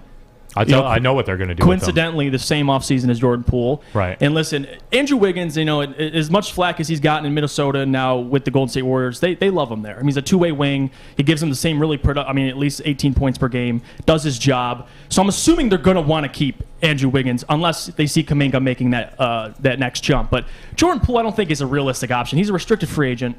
The Warriors can match any offer he gets. Now, if he does get a bag, they probably won't match it. But I just don't see Jordan Poole as that big fish that the Pistons would need. I mean, you made the point about Saddiq Bey. They have shooting. You can go out and get shooting. I think Jordan Poole's a fantastic player. I just don't see that being the big fish, at least next offseason. You have to pull him away from Golden State. He is restricted. Good to see you, Juicy. Jeff Iafrate, Woodward Sports own. My question to you, so if it's not Jordan Poole, is there a player in this NBA playoffs that we're watching right now that you got an eye on, or that could possibly be one of these players the Pistons try to reach out and sign? Well, this offseason, certainly not. I mean, Jalen Brunson's the talk of the town, and again, he's unrestricted. But the question is, do people feel comfortable paying a guy like that $25 million? Because make no mistake, if there's a free agent that you covet, it's pretty much like going to the club with a $20 million fee at the door. Right. That's what it is, right? If you think he's good, it's going to be $20 to $25 million minimum, regardless of who it is. Absolutely. And if you're like the city of Detroit as of right now, you got to pull people to come play for Detroit. And for Jalen Brunson, there's going to be a bidding war for him. So that's not the big fish, in my opinion, either. But this offseason is very heavy. It's very top-heavy. You have DeAndre Ayton restricted, Miles Bridges restricted, and then you have Jalen Brunson. So that's probably why he's being talked about as much as he is. But really, this offseason, I don't see the Pistons making that big move. I mean, you have Zach LaVine. People talk about Zach LaVine. I don't see that as a realistic option. So it's not really a player I'm watching in this playoffs, to be honest. I do want the Pistons to continue building through the draft like they're going to. Cheap contracts, great players. Right. And this is where you're going to see, too, with the Pistons, it's going to take one more ping pong ball bounce. I was actually talking with a good buddy of mine, actually a high school basketball coach, yesterday. And he's like, so what do you think? And I'm like, well, they're going to need another advantageous ping pong ball bounce because let's be real, that's what it. And I'm not even necessarily talking about the Pistons, like the Pistons getting the number one pick. I'm more talking along the lines of they don't need the number 12 team to bounce up and get the number 2 pick. Right. Slide in front of them. They just need things to go according to how the math says they should, which They never do. Right. But, that's what they need. When I say ping pong ball luck, just have it go the way it's supposed to go. Yeah, absolutely. They need talent. I mean, that's what Troy Weaver talked about the most. Asking him about needs. He's like, listen, we just need talent offensively and defensively. So if they do get lucky, and like last year, they were able to land the number 1 pick and get their franchise player. If something like that happens this year, then you're on track. You can land a Chet or Jabari, pick your poison, whoever you like.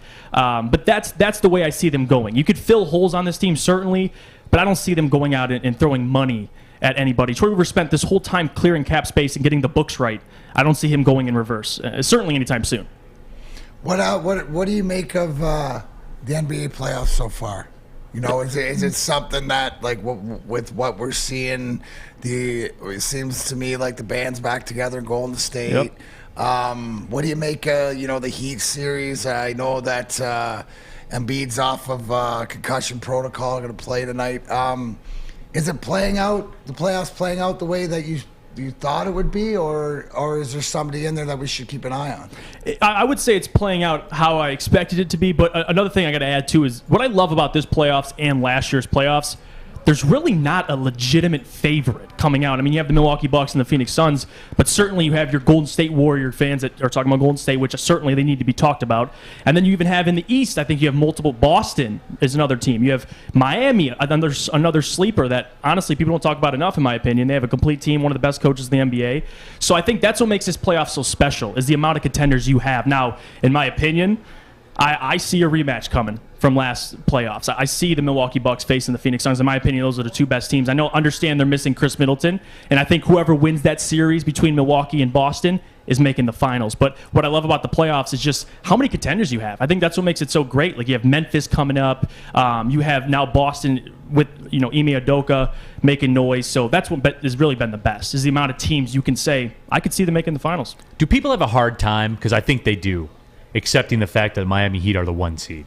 Because I do. Yeah, they do. I do. When I look down at the screen, or I look down at the standings, or I'm bumping around on the computer, they are the 1 seed. But they do catch a lot of slander for whatever. I guess it's just hard for us to picture. And they were in the finals just a couple of years ago. Mm-hmm. But still, I think we have a hard time adjusting to that, don't we? And it's probably the lack thereof of star power. I mean, Jimmy Butler's great, but no one's talking about the Miami Heat. And honestly, you have Tyler Hero leading the team in shots. So, and no one's really talking about Tyler Hero. He just won 6th Man of the Year. So they have a team, a complete team. But like you said, there's no, like Giannis. You see the highlights. You see James Harden. You see Jason Tatum. All these guys, Steph Curry. Miami Heat, you really don't see those guys all over social media. They're just a grit and grind team. They're going to get it. They're going to play the right way, and they're going to win. So I think that's probably why they haven't been talked about as much. They're winning in the regular season, but they just don't have that flash. And they're certainly respectable. I mean, they can go 8 deep on you, still beat you.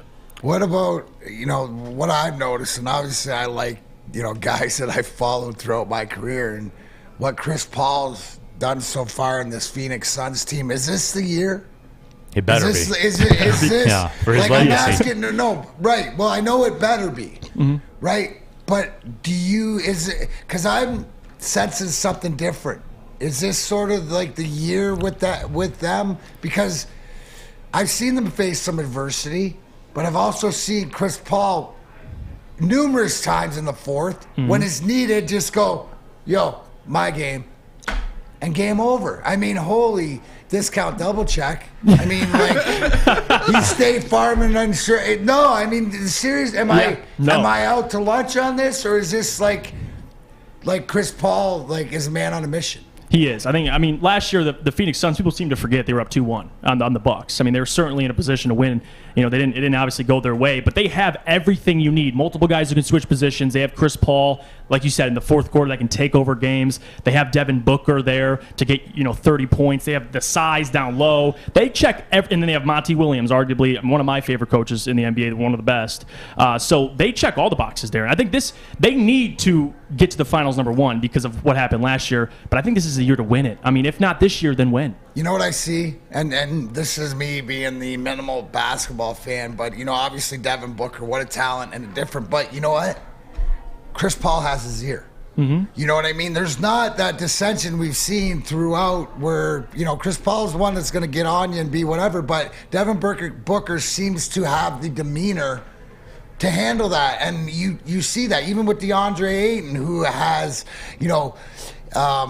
people love or hate or whatever expectations, but I mean, they're all playing a role. And I think that's what I didn't see last year, is now I see more of a team. And you mentioned the coach, and you could tell that they play hard for that guy. Absolutely. I mean, you saw it without Chris Paul. What was the record? They were still winning games. So, and Chris Paul's a winner. Don't get me wrong. With him, he just takes them up a whole new level. But with the Phoenix Suns, I mean, if you have a team like that, Miami is another one. You mentioned Miami. Two teams that just play the right way. And I think they don't get enough credit for how well they play, collaboratively, and they just get the job done. So certainly the Suns are my favorites to make, out of the West. Well, that would be a finals. great final, Miami and Phoenix, from my perspective, as far as basketball. Yeah, a basketball series. For me, it's the wing depth on the Suns that they have. Like these guys, they can throw at Luka, like Mikal Bridges, Cam Johnson, Jay Crowder, Torrey Craig, Booker, Shamet if they have to. That's so many fouls and so many different bodies that you can throw on a star guy that it just wears them down eventually. And not a lot of teams have that luxury. The Clippers have it, but they didn't have the star power, and so we saw it only took them so far. But the wing depth on the Suns is just. It's impressive to me. Yeah, and you're seeing what the value of wings like that can do. I mean, look at Boston. Multiple guys, multiple wings. Grant Williams, Jason Tatum, Jaylen Brown, and look how much. Been saying it forever, man. Like this, it's a matchup game. You get 5 athletes on the floor, and you find the one that has the favorable matchup, and that's where you go. Then you dictate to the coach, and the coach has to respond, and he has to make a move, and that creates a matchup advantage somewhere else on the floor. It's positionless, which is why we have seen the death of the center. In the NBA. I mean, it is pretty, when you reconstruct it, it is pretty simple to figure out. Just like it's pretty simple to figure out where you should work out. Planet Fitness is the answer. Right now, $0 down, $10 a month. That will get you access to your home club at Planet Fitness. No matter where you are, there's a Planet Fitness close by. Over 2,000 Planet Fitnesses around the world with unlimited guest privileges with your Planet Fitness Black Card. I'll be doing it next week, Deerfield Beach, down in South Florida. The Planet Fitness there. Because there's over 2,000 locations worldwide. And I can roll right in there because that's how I roll with my Planet Fitness Black Card. You can join today in club. You're going to pass 2 or 3 of them on the way home. Just pull on in there. Join there. You're feeling really motivated. Hop on your computer, planetfitness.com. It's Planet Fitness. Where your fitness, D-Mac. Your fitness is essential. 6 dark corners, a driveway and a patio. 5 windows that could become doors. Every house has unique security challenges. Guardian Alarm has more tech, more team, and more ways to help keep them all safe. Get a professionally designed and installed security and smart home system from Guardian Alarm. Sign up today and get a free video device. Guardian Alarm. Smart, right from the start. Call 1-800-STAY-OUT. Summer in the D is just around the corner, and Woodward Sports is ready for all the heat. Go Tigers! From Detroit's #1 sports network, Woodward Sports. Our friends at Alta Equipment know when it comes to getting your job completed on budget and on schedule, uptime, yes, it matters. That's why Alta Equipment has partnered with the biggest names in construction. So with the most diverse rental fleet in Michigan, there's nothing your project can throw at you that Alta can't handle. So give them a call, 844-GO-TO-ALTA today. That's 844-GO-TO-ALTA. Alta Equipment, where uptime matters. Rolling on through a Friday here, Big D Energy, Woodward Sports Network. Neal Ruhl, D-Mac, Darren McCarty. We have our NBA and Pistons contributor, Jeff Iafrate, here in the studio as well.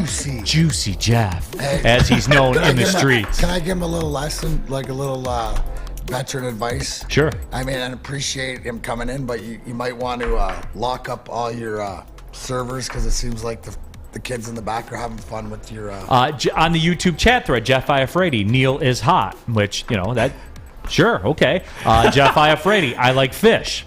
Okay, it is Friday, right? I know it's not the Lent season, but that's how you operate. But we're looking forward to more contributions from you, not only from YouTube, but as you sit here as well. Here's one, and you guys know I like to do this, right? We have this show sheet that we do, but sometimes stuff pops up, and you guys produce the show as much as we do here on Big D Energy.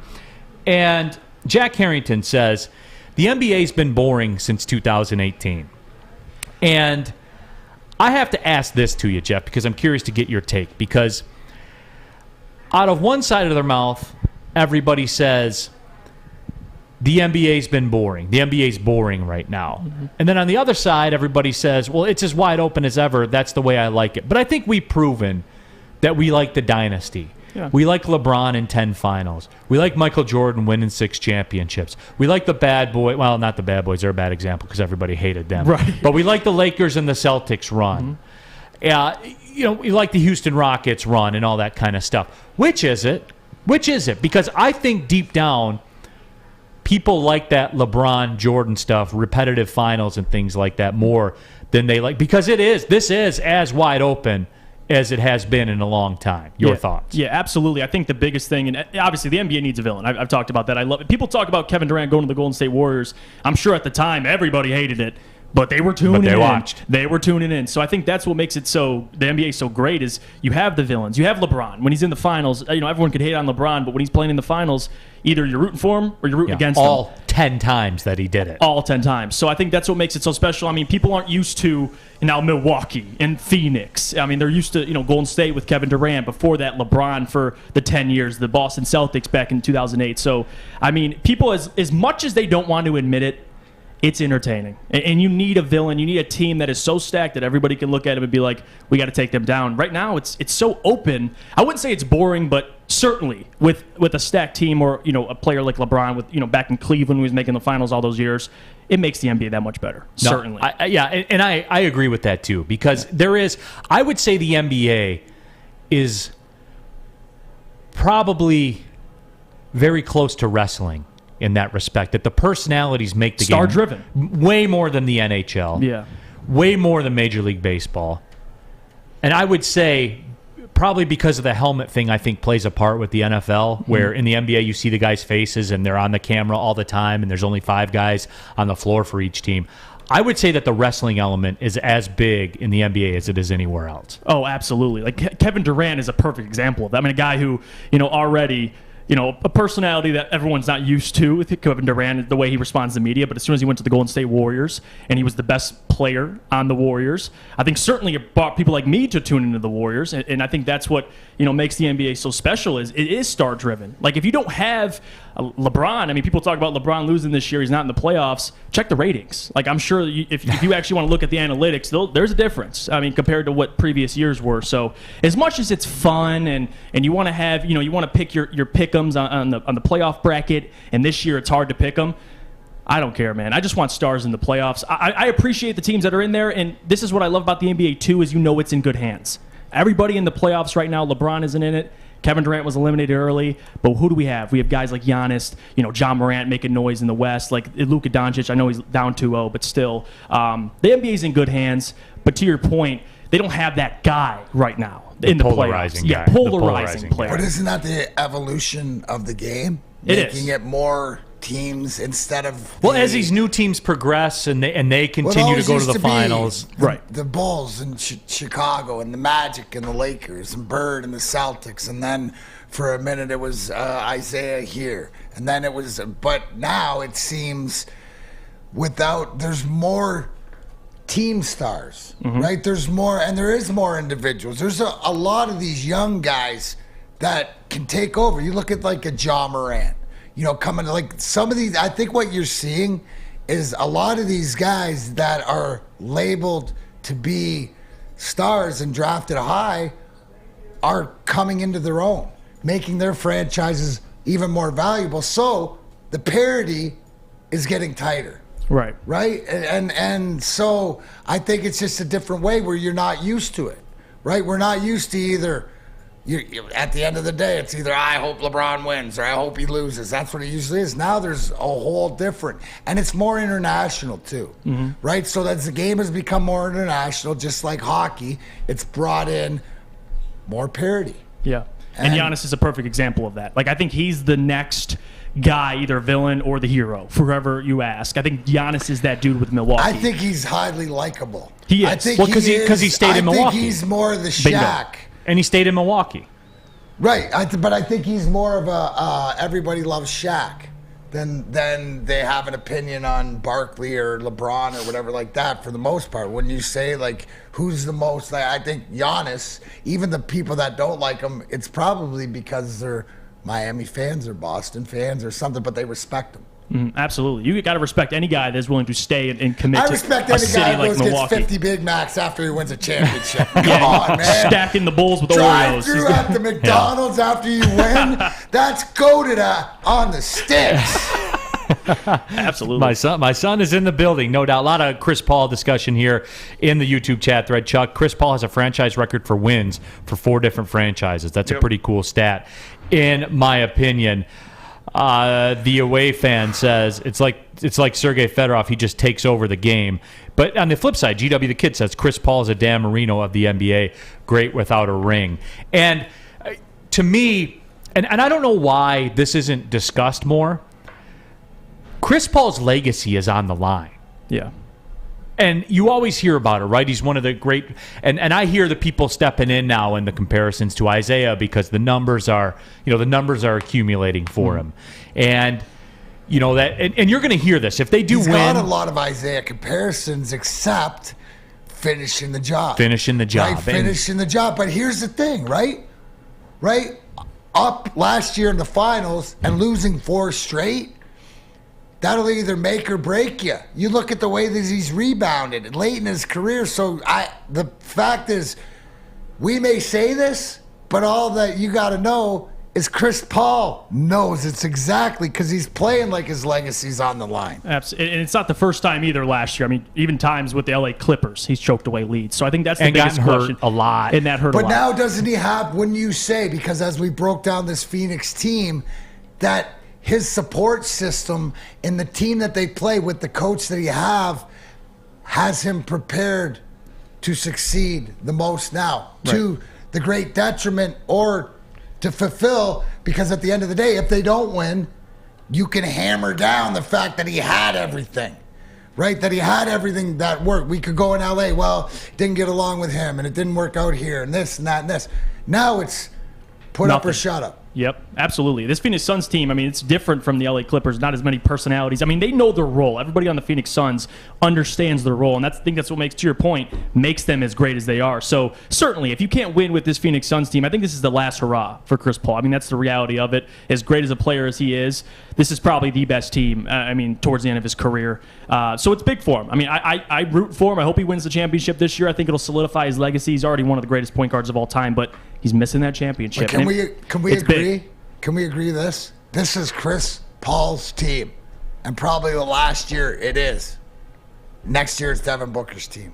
You know what I'm saying? They need and then to the win. DeAndre Ayton thing, how does that play out? Right. You know, there's a lot of factors that go into that too. This is it. This is the time. But I will not, and we're going to get it, and I want everybody here to prepare for it, because if the Phoenix Suns do win the NBA title, you're going to hear it, and you're going to see it, and I'm not tolerating it. But you're going to start to see the Isaiah Thomas comparisons with Chris Paul, and he ain't that. No. He ain't that. No, and I'm not you said having you can, but you can draw. Who else would you, career-wise, attitude, the way that he plays, the heart, right? It's fair to draw. What do you call it? Characteristics of Isaiah Thomas. But you cannot what Isaiah Thomas did in the time that he played just and like, everything Isaiah else. was just a dog. It's a different conversation. 100%. There's different levels to that. Yeah, and he took a franchise that was bankrupt. 1,200 people at the Silverdome with nothing. And he showed up just by himself. And I've talked about this many times. And willed that team to back-to-back championships. You can't take that away from the man. Absolutely not. And All-Star Game MVPs, and I know that doesn't mean anything in the grand scheme of things, but I think that does just in terms of I think it does back legacy then. stuff. I think And it back does then, for back then, the way that the All-Star games were played. And these guys, for the most part, didn't like each other, so it was a show out where that's the place you can show it as a game. One last question for me, Jeff. AC wants to know, since we brought up DeAndre Ayton, is there any chance of him ending up in Detroit? No, I really don't think so. And I'll tell you this: the Phoenix Suns, I don't think right now they're just starting to win. The last couple of years, I mean, they sucked for a whole lot of years with Devin Booker. They just finally got everything right. The coach, they got Chris Paul. They obviously drafted DeAndre in the year prior, so they're just putting everything together and they're starting to win. Why in the hell would they let DeAndre Ayton walk? Despite, because listen, they can match any offer he's offered. Now, would I like the Pistons to pursue him? Absolutely. But the reality is, I just don't see the Suns letting Ayton walk for what? I mean, they have JaVale McGee as his backup. They don't have a backup plan, and they want to be relevant. And I think, especially if Chris Paul, to your point, Darren, of him declining and this becoming more of Devin's team, you can't lose a guy like DeAndre, and you just can't. So I don't see it as a realistic possibility. I just don't. But I love to the possibilities, and we can brainstorm, but I just don't see it. We'll keep you for one more segment because I got a good Cade Cunningham question that somebody I respect a lot asked me yesterday, last night, as a matter of fact. So I do want to touch on it with you and see what your thoughts are on it. But I also want to tell you about Gypsy Vodka because the weekend. Yeah, because the weekend is fast approaching, everybody. Tonight is Friday night. You want to cut loose? You want to enjoy the Kentucky Derby tomorrow, UFC boxing Saturday night. You want to deal with the family on Mother's Day, whatever your reasons are, Gypsy Vodka is the play. It's Michigan's gluten-free vodka, corn distilled 6 times to make it the smoothest and best-tasting vodka on the market. Go to the store, ask for it by name, say, yo, I want that Gypsy Vodka. It's Gypsy Vodka, one of the best vodkas in the game today. As always, drink responsibly. Life is full of hard choices. We're here to make one of life's biggest decisions as simple as possible. My name is Christina Gennari, and for over 20 years, I've helped hundreds of families buy and sell homes. We cover all of Metro Detroit and more, from large luxury homes to starter homes. We will work hard to make sure that you get the home of your dreams. So if you're in the market today or even thinking about buying or selling in the future, make the obvious choice. Christina Gennari, the obvious choice in real estate. Visit us at soldchristina.com today. We all know Cade should have been Rookie of the Year, but you know the saying, Detroit versus everybody. Uh-oh, Cunningham all by himself. Woodward Sports. What's going on, everybody? It's Spencer for the Fulling Warehouse in Hamtramck. You know it. You've heard about it. It's the home of the original football bowling pin game called Fulling. You can go down there, host your corporate party, team building event, or just have a good time with your family and friends. Multiple ways you can play. They have $10 open unlimited play. You stay there all day and have a great time. Or they have private lane reservation, $120, 10 people, whatever you want. Stay there all along. Just have a great time. And, of course, you know about their $2 mystery beer vending machine. You put in $2, pops you out a good beer, no hassle, no fuss needed, just great beer. You know what you want? Want to make a decision? They have multiple fully loaded bars for you to choose from. So come on down, check them out in Hamtramck, or visit them online at FullingWarehouse.com. Again, that is FullingWarehouse.com. Coming down the stretch here, Big D Energy, Woodward Sports Network. Neal, Ruhl, D-Mac, Darren, McCarty. We got our Pistons and NBA contributor for Woodward Sports, Jeff Iafrate, here in the building as well. Sam Flannel, Spencer Raxter. You know how we're doing it here as we get ready to roll on the weekend. And I had a critical question that I'll ask all of you that I'll lead off with for Jeff here. And Bryce Simon, who does the Pistons Pulse podcast. We've had him here on the show before. We will have him on the show again, certainly leading up to draft time as well. He and I were texting back and forth last night, and he just hit me with this scenario, and I think it was brilliant because I had a snap decision, then I double-clutched, and I went back to my original decision. He said, all right, Neal, here's a scenario, and this was built for Talk Digital Media. Yeah. Pistons have the number 1 pick in this draft, and there are 3 players available. All the contracts are that of a number 1 pick. You can take current Cade Cunningham at 20 years old. You can take current Devin Booker at 25 years old. Or current Donovan Mitchell at 25 years old. Don't make me do this, Neal. The contract is that of a number 1 pick. Oh. Who are you taking? All right, this is tough. Everyone, I'm going around the room, okay. So eventually, if Jeff ever spits it out, we'll go around the room and we'll get everybody's take. So this is how I look at it when I saw that question, and how I took it is this: Devin Booker is my favorite player. I respect him a lot and his ability, and you said it'd be a rookie contract for all of these guys. I'm going to go ahead and bank on Cade Cunningham, and this is why. This is why, because Devin Booker, I got the delight to watch him the last 6 years in Phoenix.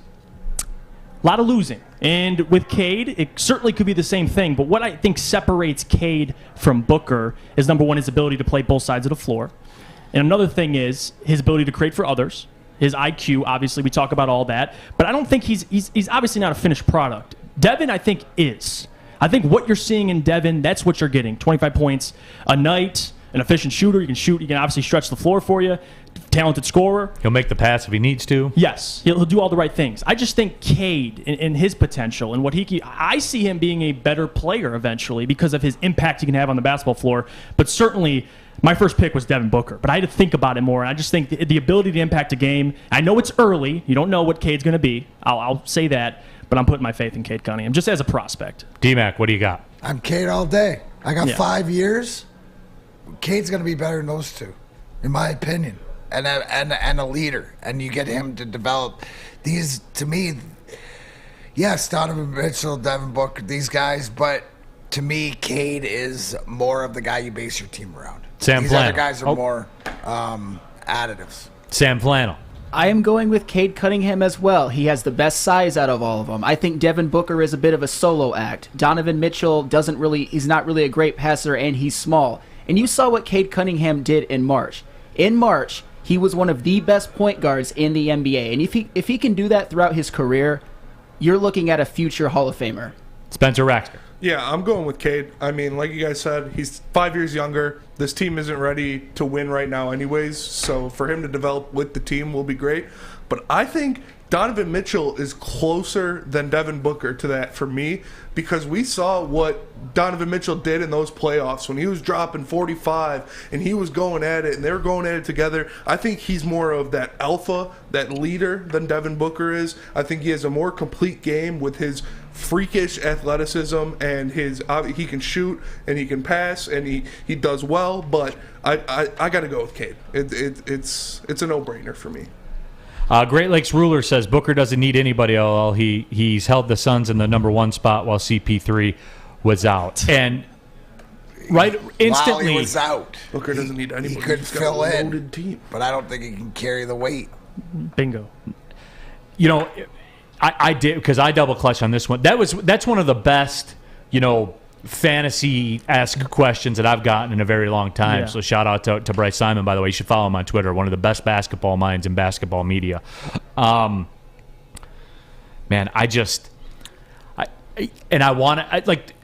I want to snap and say Devin Booker. I do, because the elite level scoring is so hard to find. That was the whole premise of the Rockets drafting Jalen Green, was they were thinking that they're getting a 25 to 30 point a game guy. Mm-hmm. Because and look, there are a lot of guys in the league that can put up, 18 to 22 points. There's a lot of guys. But there are not a lot of guys that can get you a 30 burger regularly. You know what I'm saying? Mm-hmm. And my snap judgment was Devin Booker. But when I double back on it, I look at it from the perspective of the impact on a basketball game that Cade Cunningham has. Certainly, the March thing was big. I think it was a lot bigger than people think it was with what Cade Cunningham did for the Pistons. And he took it to another level. He wasn't a rookie anymore. Right. He took it to another level. And there's going to be a lot of pressure on him next year. And you look at where he ran. We know the rookie of the year thing and the rookie ranks and everything. He was 17, 5.5, and 5.5 every single night. And that's only going to improve. The 5 years, it's not the player that sways me in this. It's the 5 years. Yeah, that's the biggest thing is when you said 25-year-old, 25-year-old, 20-year-old. It's a slam dunk to me because I don't think it's a slam dunk. It's to me. But it's a slam dunk because with what I've seen in 1 year in the development to the end of the season with Cade Cunningham, he isn't going to regress. So what you need to demand, like we're talking about Chris Paul and the Suns, he has control of all members of that team. Mm-hmm. I don't see Donovan Mitchell and Devin Booker, even though Booker did a great job, but he filled in while the top guy was out. Which your next guy, your best player can do, hence 93, 94, Sergei Fedorov, Hart Trophy winner. But eventually we needed our leader, Steve Eisman, back to get us over to the promised land, but we needed them both. And I'll say this, I was pissed when we took Stanley Johnson over Devin Booker, at the time. But you got to look at it from the rookie year, too. Devin Booker wasn't the leader. He wasn't the player coming out in his first year as a rookie. it took him that next 2-3 years to now be Devin Booker and be the successful player he is. Year one, we're seeing already Cade can do that leadership. He can do everything. He's playing obviously great on both sides of the ball. So I just see more potential, and that's why the 5 years. The 5 years matter to me. I think in 5 years, Cade will be. Well, and I get 5 more years. You know what I'm saying? I'm getting a 15-year career as opposed to a 10-year career. Right. And that's what swayed me for it. Devin Booker's a phenomenal story. It's funny, though, Spencer, what you brought up about Devin Booker. Boy, that shine is off Devin Booker real quick, wasn't it? Like, just in terms of, I feel as though he fell out of the conversation. Like, everybody here loved Devin Booker, and I know why, because of exactly what you said. Mm-hmm. But, man, things turned south in Utah in a hurry, didn't they? Yeah. He's off the map now. Yeah, I feel. Am I crazy? Oh, Mitchell, no? You mean? I mean, yeah, Donovan Mitchell. I'm sorry, yeah. No, you're right. I mean, Donovan Mitchell, things turned real quick there in Utah, and Donovan Mitchell, I think, has taken a blow. Yeah, he has. I mean, people were tearing him up about what he was doing defensively. I mean, he is much better defensively than when he played in that playoff series. But I will say this, Donovan, it's funny how you can go from being the savior, the star, and then in one playoff series, now it's Rudy Gobert or you. Yeah, Who right, runs out? yeah. It's like, it's crazy to me that, I mean, when is Utah being able to get a player like Donovan Mitchell, especially through the draft like that, and now you're already trying to get him out of there. So Donovan's a fantastic player. I would pick if we had to do Devin or Donovan. Yeah, I would take Devin Booker. I would take Devin as well. All day long. All day long. The minute you throw in the number 2 pick in Jalen Green or Devin Booker, I can't pick Booker fast enough. That's because of my feelings towards Green. Right.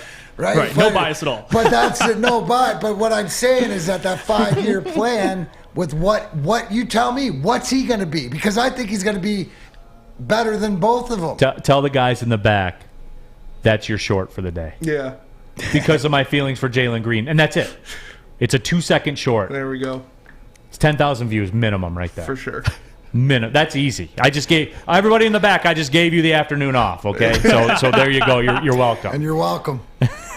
You're welcome. But hey, old habits die hard. Whatever it takes, took me 25 years on one of them. Maybe 25 more years. I'll let it go. Rot on our YouTube chat thread says that Robertson, Stockton, and Magic all better than Isaiah Thomas, in my opinion. You should be blocked. Anybody, and I will fight in the streets. What? I will fight people. 30-style bare-knuckle boxing in the streets if you want to tell me that John Stockton is a better player than Isaiah Thomas. Like, I'm starting to rock back and forth right now. Like, I want to go to battle when somebody says that. Who wore their shorts higher? Okay, that's a good point. That's the only comparison is how they wore their shorts. Yeah, no. I will go to battle. That's not even fair. Like, that's not. Come on, man. Is it foul for me to say? Can we give the second all-time leading scorer, Karl Malone? Can we give him to Isaiah Thomas? Like, at this point, if we're going to make comparisons, like John Stockton was great. It's faux numbers. It's fake assist numbers. It's pick and roll with Karl Malone every single trip down the floor. I mean, what were they going to do? Throw it into Mark Eaton in the post? No. Come on, guys. I know you did that just to get me worked up, right? I hope that's why. It will. And I'll tell you, hey, real talk. You want to get me worked up? All you got to do is say John Stockton's better than Isaiah Thomas. And I will I'll get a curly mustache and everything. We'll do the poster like this. I will bare knuckle box somebody if they try to tell me John Stockton's better than Isaiah Thomas. I'm not having that. You should be banned from our chat for that. All the challenges he throws out, you got to get through me first. So anybody who's feeling froggy to come and bare knuckle box my buddy here. That's laughable to me. Even Oscar Robinson, like, listen, I mean, Kareem Abdul-Jabbar. I mean, like, are people just skiding over that and being like, well, Oscar, he put up great numbers, and obviously he was the first founded the triple-double. Right. But still, guys, like, and I can make the same argument. Give Isaiah Thomas, Kareem Abdul-Jabbar. A desolate franchise that were getting 1,200 people a game in the Pontiac Silverdome with nothing, and single-handedly lifted them up to back-to-back NBA championships. And I know that he had Hall of Fame players with them and stuff like that. He created all that. He built that. And anybody that wants to tell me about John Stockton, come on, get out of here. Yeah. GTFO with that. I'm not having that. We're not having that again. And Ron, look, I'll give you a chance to recover from your mistake, but takes like that, we're not having them. No. The Pistons ran through Isaiah Thomas. I mean, you can't say the same. They ran through Karl Malone with Utah. They ran through Kareem at the time with Oscar Robinson. You can't say the same thing about the Pistons.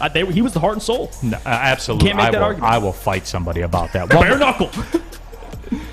That's how serious he's so serious he's going to Jack Johnson it up.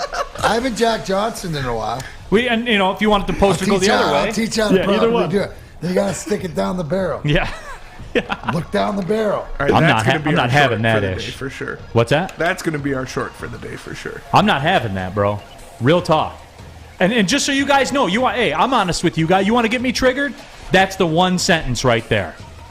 Don't hang up the phone on me, number one. Don't hang up on me on the phone. I can't take that. That triggers me, too, for some reason. I don't know why.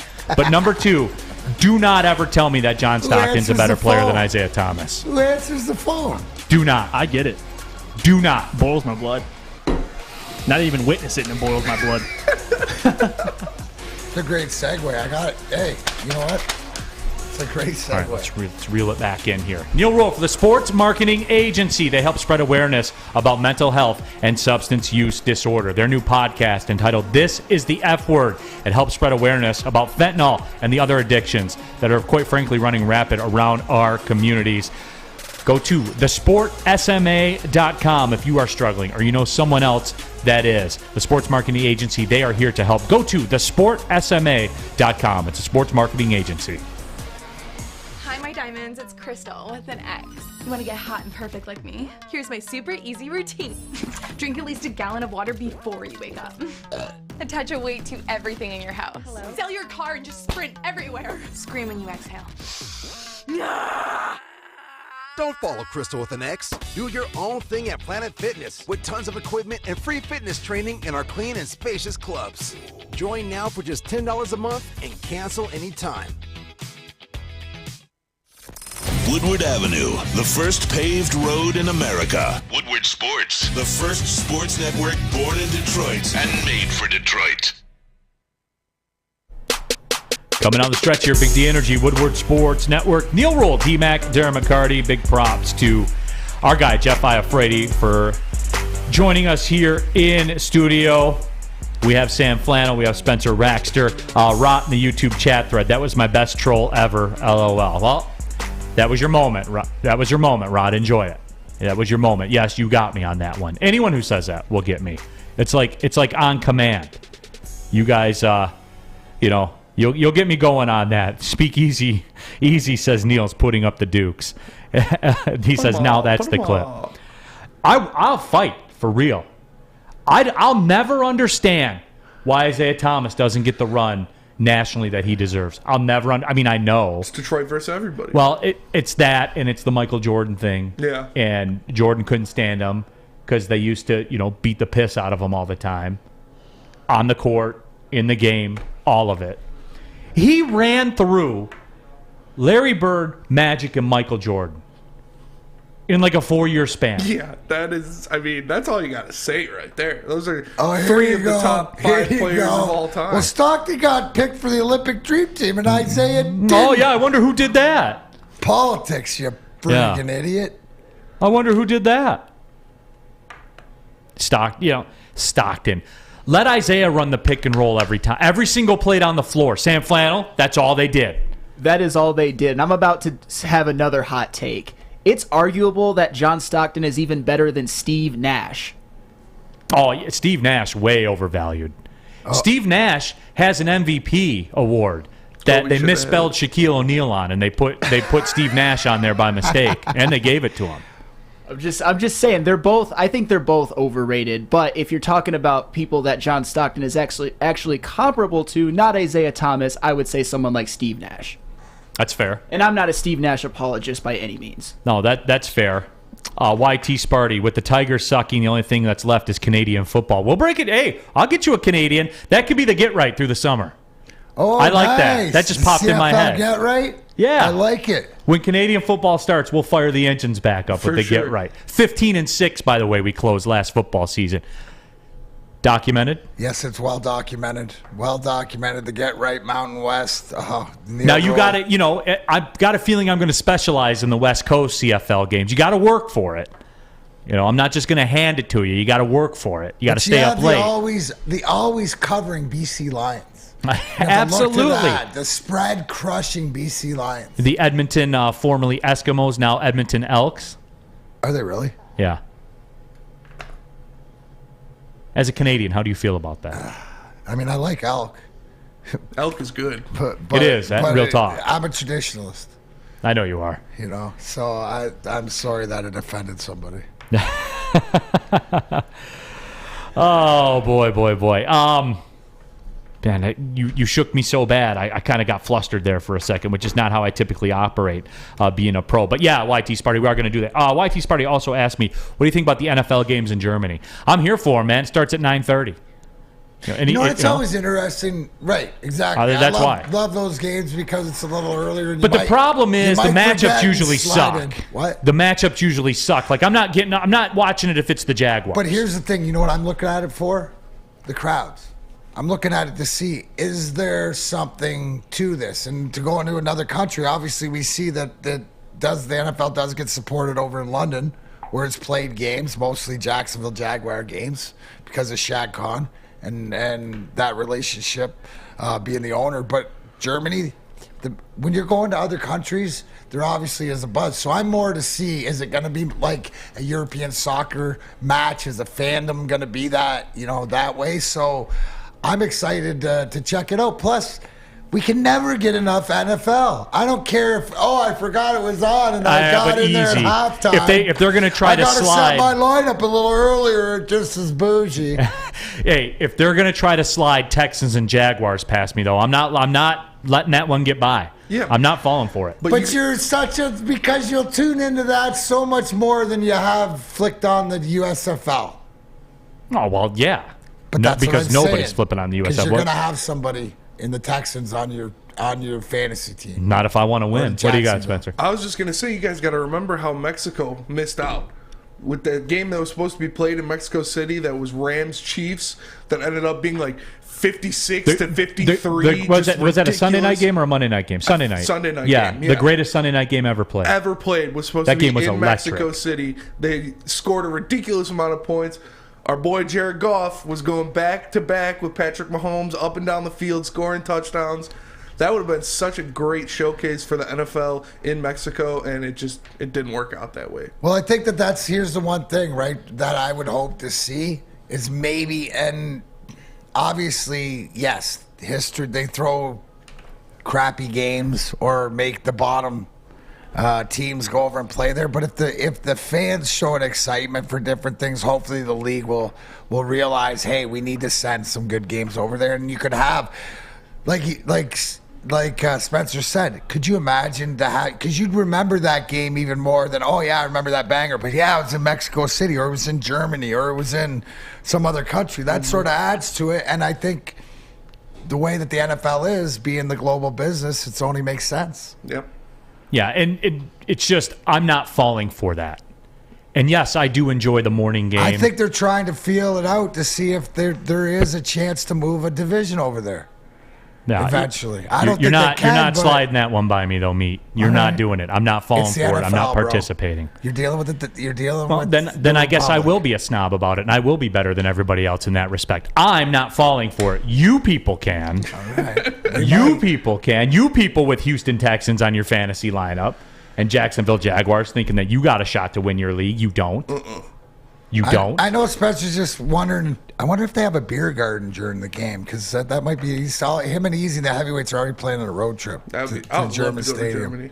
I want to go to Italy though. I mean, I got some fam in Italy. They got life figured out in Italy, man. My wife's family's town. It's a smaller town, about 2 hours south of Rome. Mm-hmm. The stores are open from 8 to 12 and 4 to 8. And if you want something, you get it from 8 to 12 or 4 to 8, or guess what? You don't get it. You don't get it. That's my family. They have blocks of Rizzi nameplate, which is my mom's maiden name, Rizzi, and my mom's cousins own a vineyard out there. I always want to go out there. Oh, that's hype, man. Yeah. Now definitely have to slide through there. Yeah. Here on Mark M, any feeling of trolling Neal went away the second D-Mac looked at the camera and said, first you got to go through me. Dude has respect. We're deep in the streets. Just facts. The squad's deep here, didn't bro. want anybody to feel a little froggy without knowing that there was consequences. And before D-Mac, you got to get through me. So that's it. That's it. Well, they already got through Easy when they opened the door, because he probably held it open for them. Just wondering whatever he could steal from them. Hey, guys, you got any great takes I can steal? And then let you in. Spence, Sammy will throw a chop block. Watch out for Fish because he's coming out of some corner with an inanimate object. So it might not even get to me, but that's how we roll. All I heard was, got any takes I can steal? I just figured that you were another media company in this town. But whatever, we move on. Mr. Sammy G2 says, what do you mean you people? Friday. You people. You know, you people that'll just gobble up Texans Jaguars because it's in Germany at 9:30. I'm not doing it, man. You gotta work for me. I'm not doing it. Will you just blindly take Texans Jaguars, Sam Flannel? I would, because I want to see Trevor Lawrence. You simp. I am a Trevor Lawrence. I'm a believer. He's going to be great next year. He's going to eventually be a Pro Bowler, and he's going to lead the Jacksonville Jaguars to the playoffs in year 3. Ooh, there's the question. Do the Jacksonville Jaguars or Detroit Lions, who wins a playoff game first? Go. Man. What about you? Would you blindly take, we'll put it in the YouTube chat poll. Will you take Texans Jaguars at a 9:30 game on Sunday morning in Europe? What do you mean, you people? No, but no, I would not. I'm not watching any Jaguars games. I'm not watching. I feel like Jerry Texans Maguire games. right now when he was in the office. Yeah. And then one person said, "I'll go with." Thank you. Thank you. Thank you, Spencer Raxter. Thank you. It's Rizzy Raxter. The Riz. The Rizzy Raxter. I like your rake. Anyways, guys, you know it, you love it, you see it. I got them all right here. Sticker Genius. Yes, is the official sticker partner of Woodward Sports. So stickers, signage, anything you see. Look at the great Planet Fitness from the Planet Fitness Studios. You too can be a part of Sticker Genius. Go to stickergenius.com today. 24 hours. Boom. You'll have your stuff. Stickergenius.com. Tell them Woodward Sports sent you.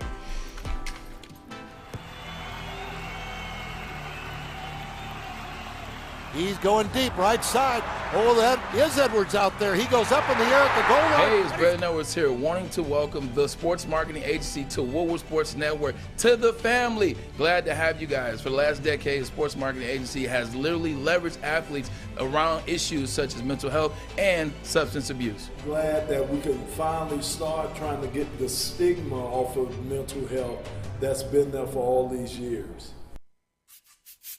You don't have to go to the beach, man. You don't have to get your butt crack full of sand. You just need a little chili peppers, man, to get that glowing beach chili peppers tan. Woo! With 26 locations in the Metro Detroit area and more coming, Chili Peppers Tanning is where you'll find the cleanest salons in the D. Join the Pepper Club for the best deals on unlimited tanning. Head to chilipepperstanning.com. You just need a little chili peppers, man. Whether you know or you don't know, we broadcast this show live from the global headquarters of Lady Jane's Haircuts for Men in Birmingham, Michigan. It's definitely awesome to get off the air, get myself looking great by going in and talking to one of the talented stylists. Well, you guys can too. Over 168 Lady Janes across this great country. You walk in, you sign in, you sit down. It's open from 10 to 8, 7 days a week, so you do not have an excuse. Go to Lady Jane's today. Why? It's wicked awesome. Final segment of the week here on Big D Energy, Woodward Sports Network. Neal Ruhl, Spencer Raxter, the floor is yours. Yeah, I want to know your guys' take on this. Is Fago Rain says all this Jags Texans talk is actually how people view the Lions. That's fair. That's fair. Oh, and guess what? Absolutely, you should probably, If I were in Houston and we're doing, Woodward Sports in Houston, and we said, I would look in the camera and say, I am not taking Lions Jaguars. I don't care what continent you put it on. I'm not just blindly taking that. I need some intrigue. That's fair. But there's others like Jack Harrington says, I love it's Texas and the Jags, so I can sleep in. So there you go. Yeah, he never misses Jags Texans. Never watches, so he never misses. Yeah, absolutely. And that's where it was with me. Oh, semi chef Jeff says, catch the Michigan Panthers tonight at 10 p.m. for some reason. I know they're playing the Philadelphia Stars, right? 10 p.m. tonight. That should be a banger for ratings. Everyone will be lined up for that one. Yeah, let me tune in between the NBA playoffs and the Michigan Panthers. Let's go. There you go. Let's go, Michigan Panthers. I love it. Love it. I'm wearing the shirt and I'm not going to watch. Hey, 3 games. Shea Patterson, 1 touchdown, 0 interceptions.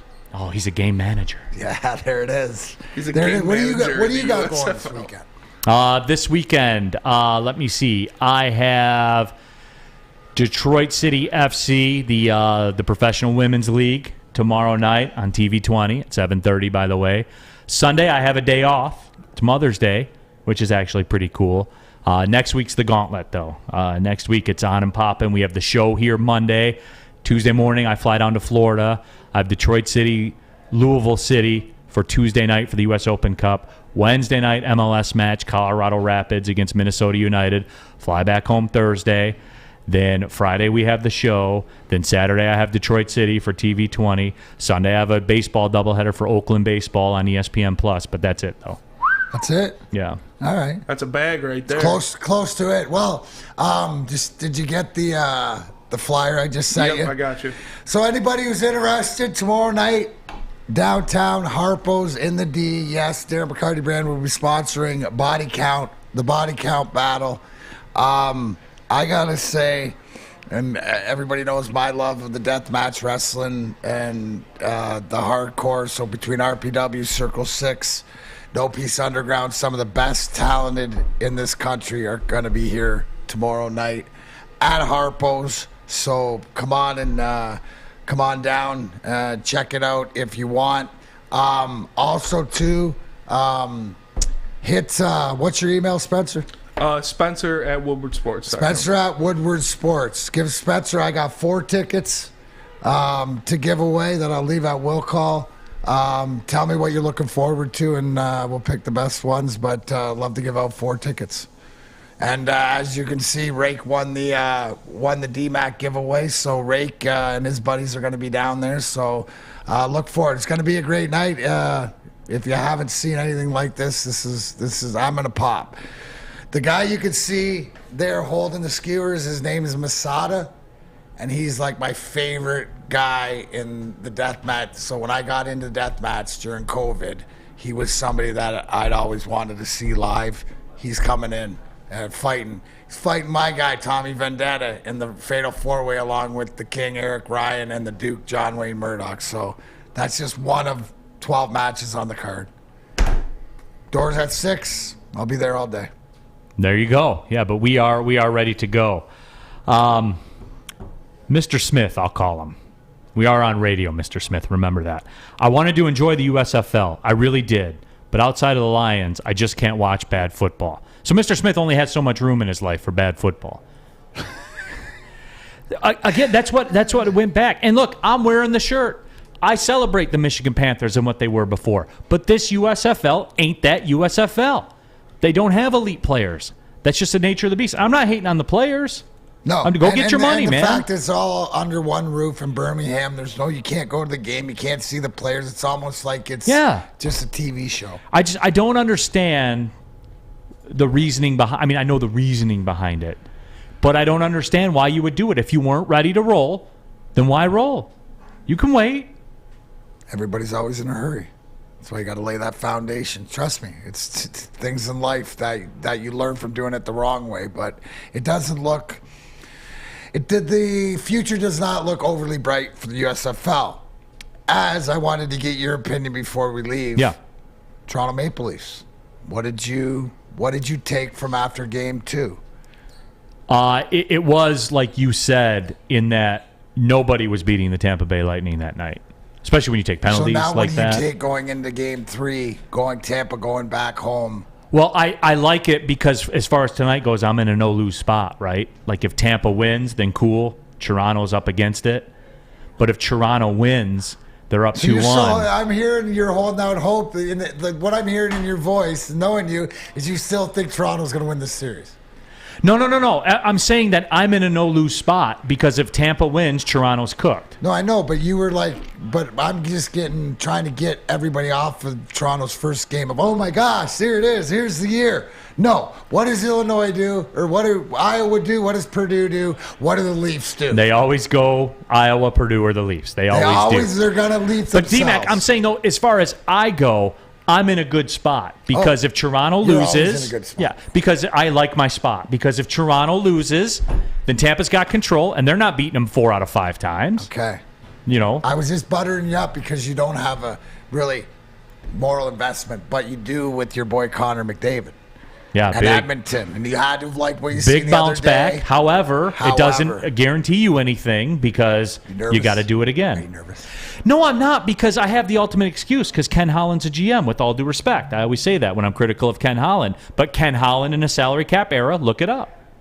Look it up. Right. And that's not saying that he's not talented for doing what he did with Detroit. You have to be able to do it. You have to be able to pull it off. It's one thing to say, hey, go do it. It's more of one of these, what have you done for me lately? Right. It's just he is not the guy for the spot that Edmonton is in right now. He's not. And you need some... I think if the roles were reversed and Steve Yzerman was in Edmonton right now, he would find a way. He would find a way to get the goalie and make it work. Okay.